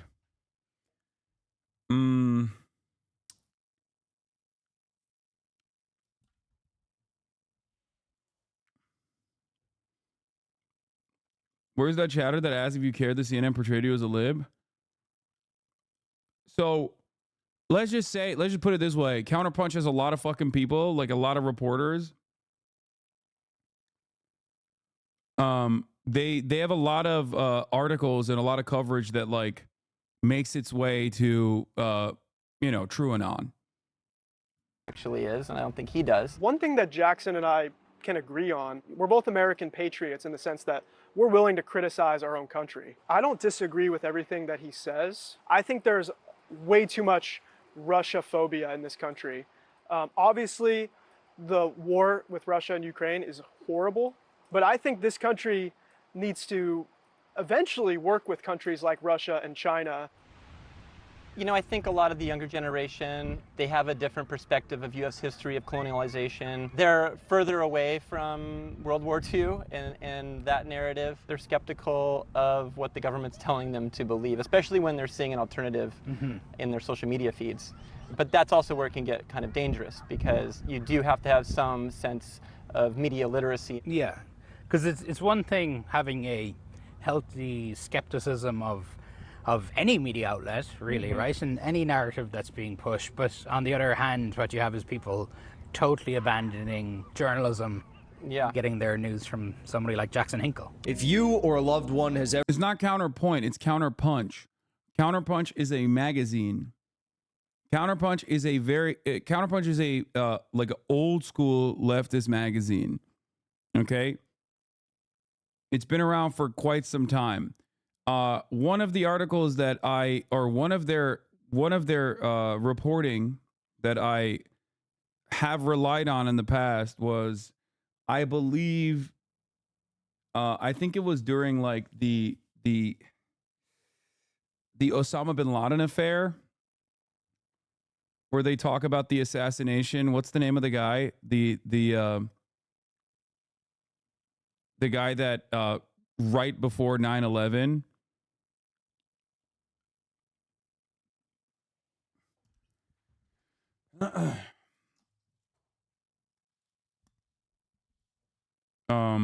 The Afghan dude that was assassinated right before 9/11.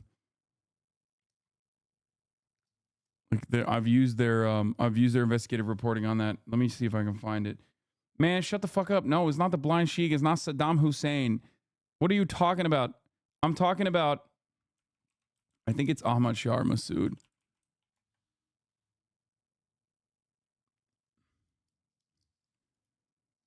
Yeah, 2 days before the 9/11 attack, Ahmad Shah Massoud was assassinated in Afghanistan. His legacy is woven with threads of both reverence and controversy, partially torn posters with the image of slain commander. Let me see if I can find it. They have a really good... I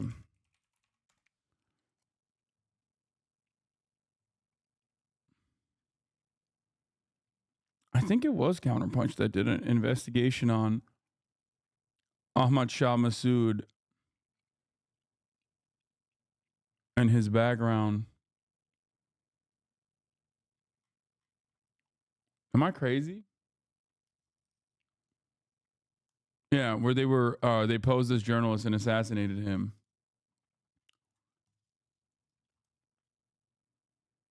Anyway, it's fine.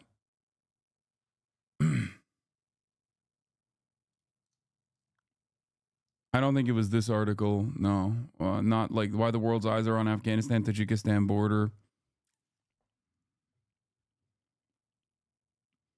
Are you actually a liberal, or is it just for the views? Why is like the followers and created info not available? What happened?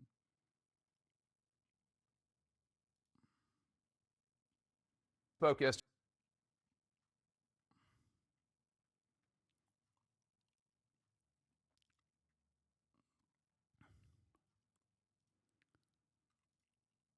All right, let's Never just been finish this. fooled by Western propaganda about Ukraine. I don't blame you. He'll post stuff that is so infuriatingly ill-informed. So many people in his comments, in his community, just take what he's saying as the truth. Jackson is a Russian propaganda dream, right? Yeah. Yeah, whether he's doing it and he's on a payroll or not, they're getting a great bargain, right? I mean, if the guy was actually on the left, he would talk about the press in Russia and the crackdown on the free press. They would talk about these things, but they don't, right? And why is that? It raises some flags for me. Or even like, like, you know, the invasion of Ukraine. Like, that is just completely unjustifiable. There is no rhyme or reason. Like, there is no leftist justification for such a thing. It's just you are deliberately invading a sovereign state. It doesn't matter. Like, all of the Z pushing arguments that I have dealt with in this community in terms of like, well, what about Donbass, right? Like, what about Eastern Ukraine, where there are a lot of like, you know, ethnic Russians or people who are being bombed by their own Ukrainian government for years and years. 14,000 people died. It's like, okay, Russia invading Ukraine killed more people. Like, you didn't, like, what goal did that actually, if your goal is to stop people being bombed, right? So what, is it okay if like Russia bombs them instead?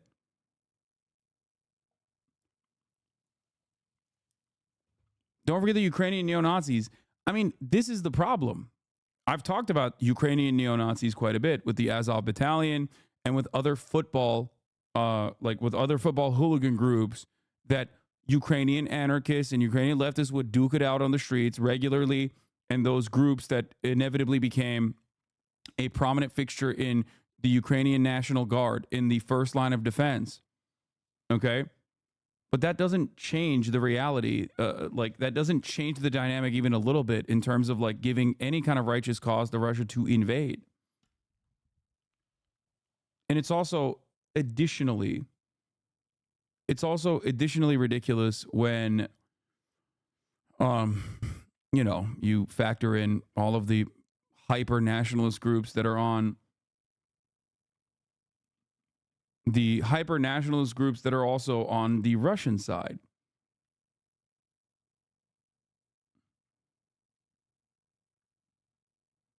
So it doesn't change that dynamic. You have to look at what, you know, you have to look at what they're doing. You have to look at who's in the wrong. I think ultimately, regardless of Western intervention in Ukraine, Russia's invasion of Ukraine was completely unjustifiable. And that's it. And when people talk about, like, there is a couple points that I hear all the time, right? The de-Russification of Eastern Ukraine. Okay. What Russia has done has been significantly worse in Eastern Ukraine and across the board. Or when people talk about denazification, again, there is no righteous cause for this. And also you end up Nazifying the country regardless, especially when nationalists are the first line of defense in this situation. And now they're going to become even more hyper-nationalistic, something that I ironically talked about the day of the invasion. Okay. And NATO expansion is the final aspect of the argument, which is, oh, well, NATO was expanding into Russia's backyard. While I understand NATO expansion as a reasonable realpolitik fear from a regional actor, Russia's invasion of Ukraine literally calcified NATO's prominence in Western Europe and Eastern Europe. It gave an opportunity for Finland and Sweden to also join NATO. Okay? It was one of the fattest gifts that Vladimir Putin could ever give to Western contractors, to the military-industrial complex in the United States of America, to those who want to build arms in Germany, in the UK. That was a gift. We have accelerated weapons manufacturing in Western Europe dramatically since then, scaled up dramatically.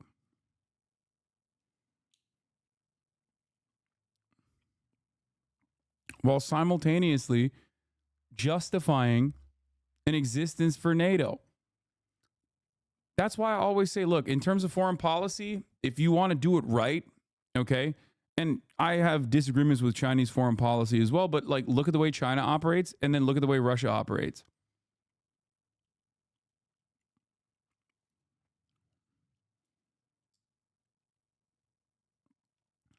If you secure trade and make yourself an irreplaceable factor in the global marketplace, as Putin certainly had the capacity to do so, then you make it so much harder to like actively go to war with you and completely deny trade. That's it.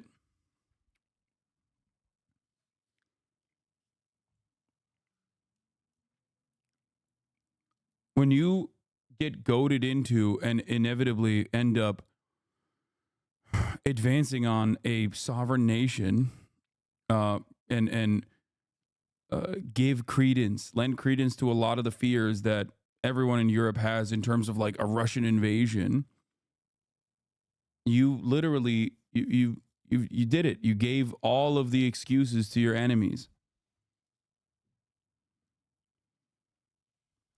That's it.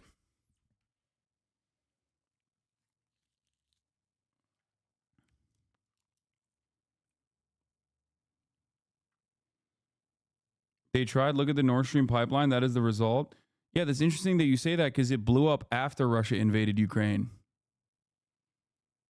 Don't you think that the international consequences for blowing up the Nord Stream pipeline would be dramatically different if Russia was not currently fucking invading Ukraine? Like, what are you talking about? You think fucking, like, at the end of the day, you think our European allies would be like, no, that was so sick that you blew up a pipeline that was, you know, sending us gas. No, they wouldn't be fine with that. Okay? They wouldn't. That's crazy. Hey, Jackson. How's it going? You're breaking up a little bit, but that's okay. Good. Here in Moscow, Russia. Yes, I see that it is trying to reconnect the internet. Now he's totally frozen. When I next spoke to Jackson, he was back in Russia. The Kremlin had organized to bring him to parts of Ukraine it had illegally invaded. Are they brainwashing you? No, I think the only people who are being brainwashed are the people paid by the military-industrial complex. Like this right here is fucking gross, okay? Absolutely gross and completely unacceptable. It's gross when Destiny does it, when he goes to Israel and dick rides Israel. It's gross when Jackson Hinkledink goes to Russia and dick rides Russia. There is no difference, okay? That's the position I'm on. If you have a fucking issue with that, you can suck my dick, all right? That's it. Like, that's gross as fuck, dude. Imagine sitting on top of, like, occupied territories and being like, this shit is sick. I'm vlogging here. Like, get the fuck out of here. And Destiny did that shit, too. Okay? Yeah, he did. He fucking did that shit. It's disgusting. It's just incomprehensible evil shit, okay? Complex to spout certain views. You haven't gone kind of full Tucker Carlson yet, though. You haven't gone to a supermarket and started sniffing bread. Oh, come on. And coming to a Russian grocery store, the heart of evil, it will radicalize you against our leaders. That's how I feel anyway, radicalized. Jackson denies taking money from the Russian government. You're a guest, basically, of the Russian Foreign Ministry, right? There's multiple private and public individuals that I think are supporting my efforts to see the country and you know, showing me the truth about Russia. I pay for my travels. I pay for my hotel expenses. Every time I think maybe this guy is mature, you tweet something stupid. You did a poll. You are facing a death sentence before a judge, but the judge is on her period. Are you okay with this? Like, are you just a straight up sexist? I just don't understand. What's the deal with this sort of stuff? Well, of course, you know, you have to introduce comedy into the dark times. But Jackson and his followers have a warped view of women and of the world. So I was dating all these women who were LARPing as men, who want power for themselves, who want money, who want to be like men, unlike a traditional woman, and they all failed. Game theory suggests that you are getting escorted around Russian-occupied Ukraine because you do justify it and say it's good. Yeah, I mean, of course. Like I don't know, man. I don't know if he's getting paid by somebody, okay? Because these guys, I never know. Not this guy. This guy is what you see is what you get. It's kind of a sad story, but like with Jackson Hinkledink, it's like somebody's got to be paying him. The fuck? How's he making the money? You know, he's just traveling around the world. I mean, the motherfucker went to Venezuela, dog. Come on. Like, if I wanted to go to Venezuela, okay, if I wanted to go to Venezuela after the election, okay, I would first get clapped by the Venezuelan government, okay, and then I would get clapped by the American government, okay? I get double clapped. Like, how the fuck do you pull that off, dude? Come on. Come on. Like, or even Russia, which is, again,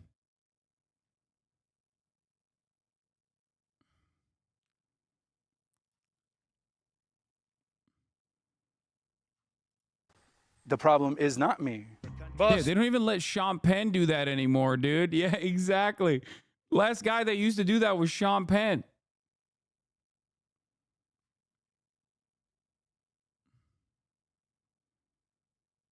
To be fair, DSA does a trip every few years. No, I'm talking about when they did it. And I mean, you can go to Cuba and stuff too with, like, depending on which coalition you're going with. Like, I almost did in August. But I was at the DNC at the time instead. Me and Lolo were gonna go to Cuba.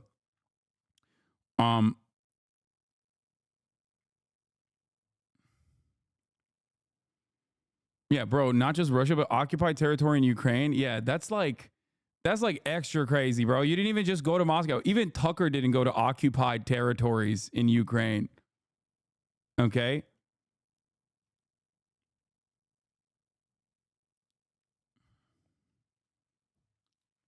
Like that is weird, okay? And in a theory, like men, unlike a traditional woman, and they all failed. Game theory suggests that the problem is not me. But in an election year like this, a lot of things get warped. In Springfield, they're eating the dogs, the people that came in. They're eating the cats. They're eating the pets of the people that live there. And this is what's happening in our country. My mom actually seen a post on Facebook. There was Haitians in a white van driving around the neighborhoods collecting cats. For what? Skinning them and eating them. We've heard from a number of constituents on the ground, Caitlin, who both firsthand and secondhand reports saying this stuff is happening. If someone calls your office and says they saw Bigfoot, that doesn't mean... This was a banger, dude. I hate to give it to fucking Daily Caller's Caitlin Collins, but like, that was an insane banger, dude. That was fucking holy shit. That was such a good line. they saw Bigfoot. She cooked J.D. Vance has also been the target of ridiculous conspiracy theories. Let me break it down. Yesterday, multiple social media accounts spread fake claims that in his book, Hillbilly Elegy, Vance describes having sex with a couch. Sitting on a hard couch here. It's not my thing, but maybe it's J.D. Vance's. You know, it's funny, my mom was asking me about it, and she asked if it was true. A lewd conspiracy theory about J.D. Vance and a couch doesn't quite undermine American democracy the same way as for years falsely claiming an election was stolen. But it does show how a conspiracy theory that might seem crazy or clearly a joke to some of us might not to someone else, especially if it plays into their political biases. So, but your mom, who's a Democrat? Anti-Trump, I would call her. Okay. Yeah. But she was genuinely wondering, did that happen? Yeah, did that happen? Yeah. And that was after when Walz made the comment in his speech. I can't wait to debate the guy. That is, if he's willing to get off the couch and show up. So, you see what I did there? But I also think that that's our day and age with politics, right? You have someone like Trump and Vance out there saying a million things every day. So the Democrats pushing back in a funny way. It's kind of like they ask for it, right? I spend a lot of my time talking to Trump supporters, trying to understand the rabbit holes people go down.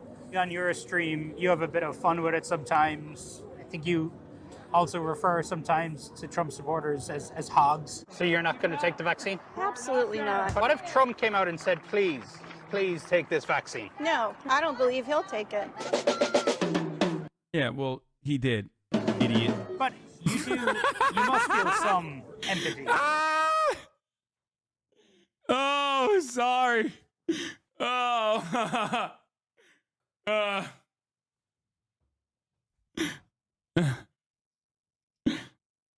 Good clip. How the fuck did he find that? That's crazy. They pull some choice clips.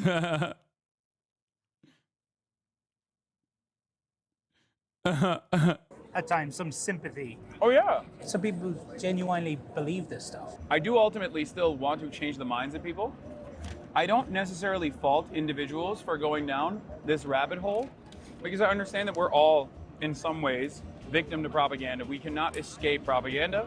Rachel Maddow, she's broke my heart. Rachel, I thought you'd tell me the story.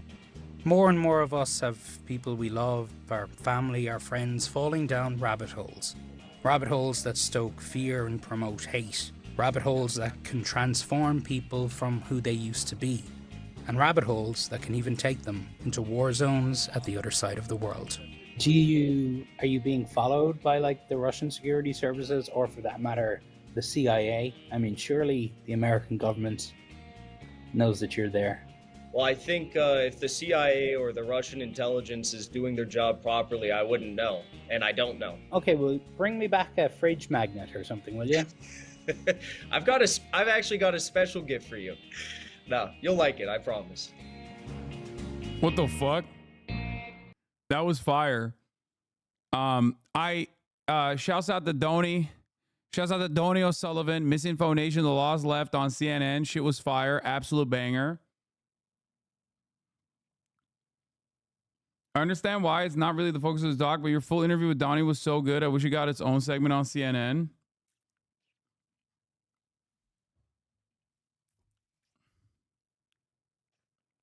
I wish it was more about you than the other guy, but overall great, to be honest. I mean, it's my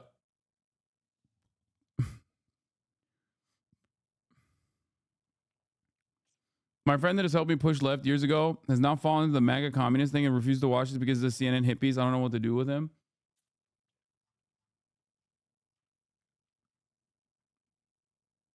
Hasanabi greatest moments on CNN was not on my 2024 prediction list. Year of vindication. Yeah. It wasn't on my list either. I mean, that's like two back-to-back very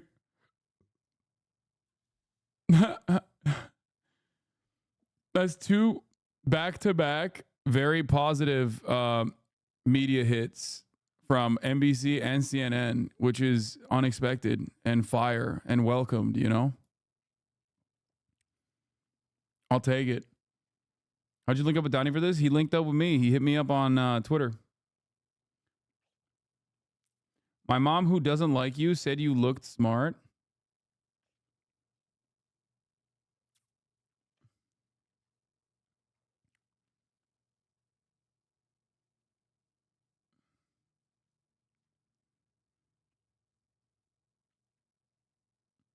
Like, they put me and the counterpunch guy on there to be like, here are some sane and reasonable left voices that are also working aggressively in pursuit of the truth, that are speaking out against dangerous misinformation, right?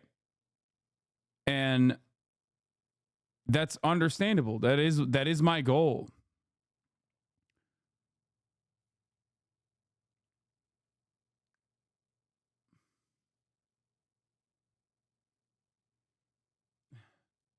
Chat, while you guys are eating up this lib slop interview, the American Communist Party just founded a new chapter in Coeur d'Alene, Idaho. It might consist of one person, but we are coming. Hashtag ACP.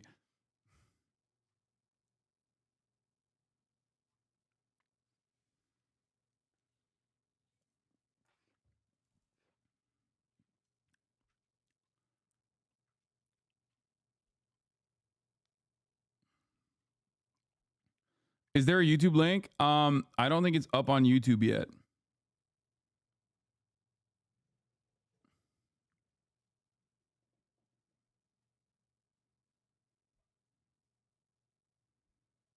But I don't like that Donnie didn't cover the disinformation that you spread about Italians. Yes, I know. Oh my God, Megaphonics is back, dude. Megaphonics, away for a week, immediately back, just fucking redder than ever. Okay, has been spamming this link the entire time we were watching the CNN video. Yes, federal prosecutors are investigating whether Mayor Adams conspired with the Turkish government to funnel illegal foreign donations into his campaign, have recently sought information about interaction with 5 other countries.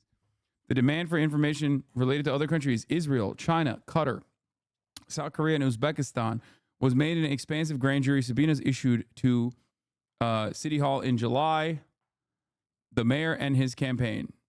Okay, yes. I know. We've known that he was getting paid allegedly by the Turkish government.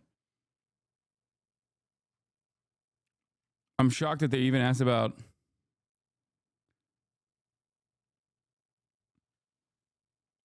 I'm shocked that they're even asking about the Israel stuff, which is surprising.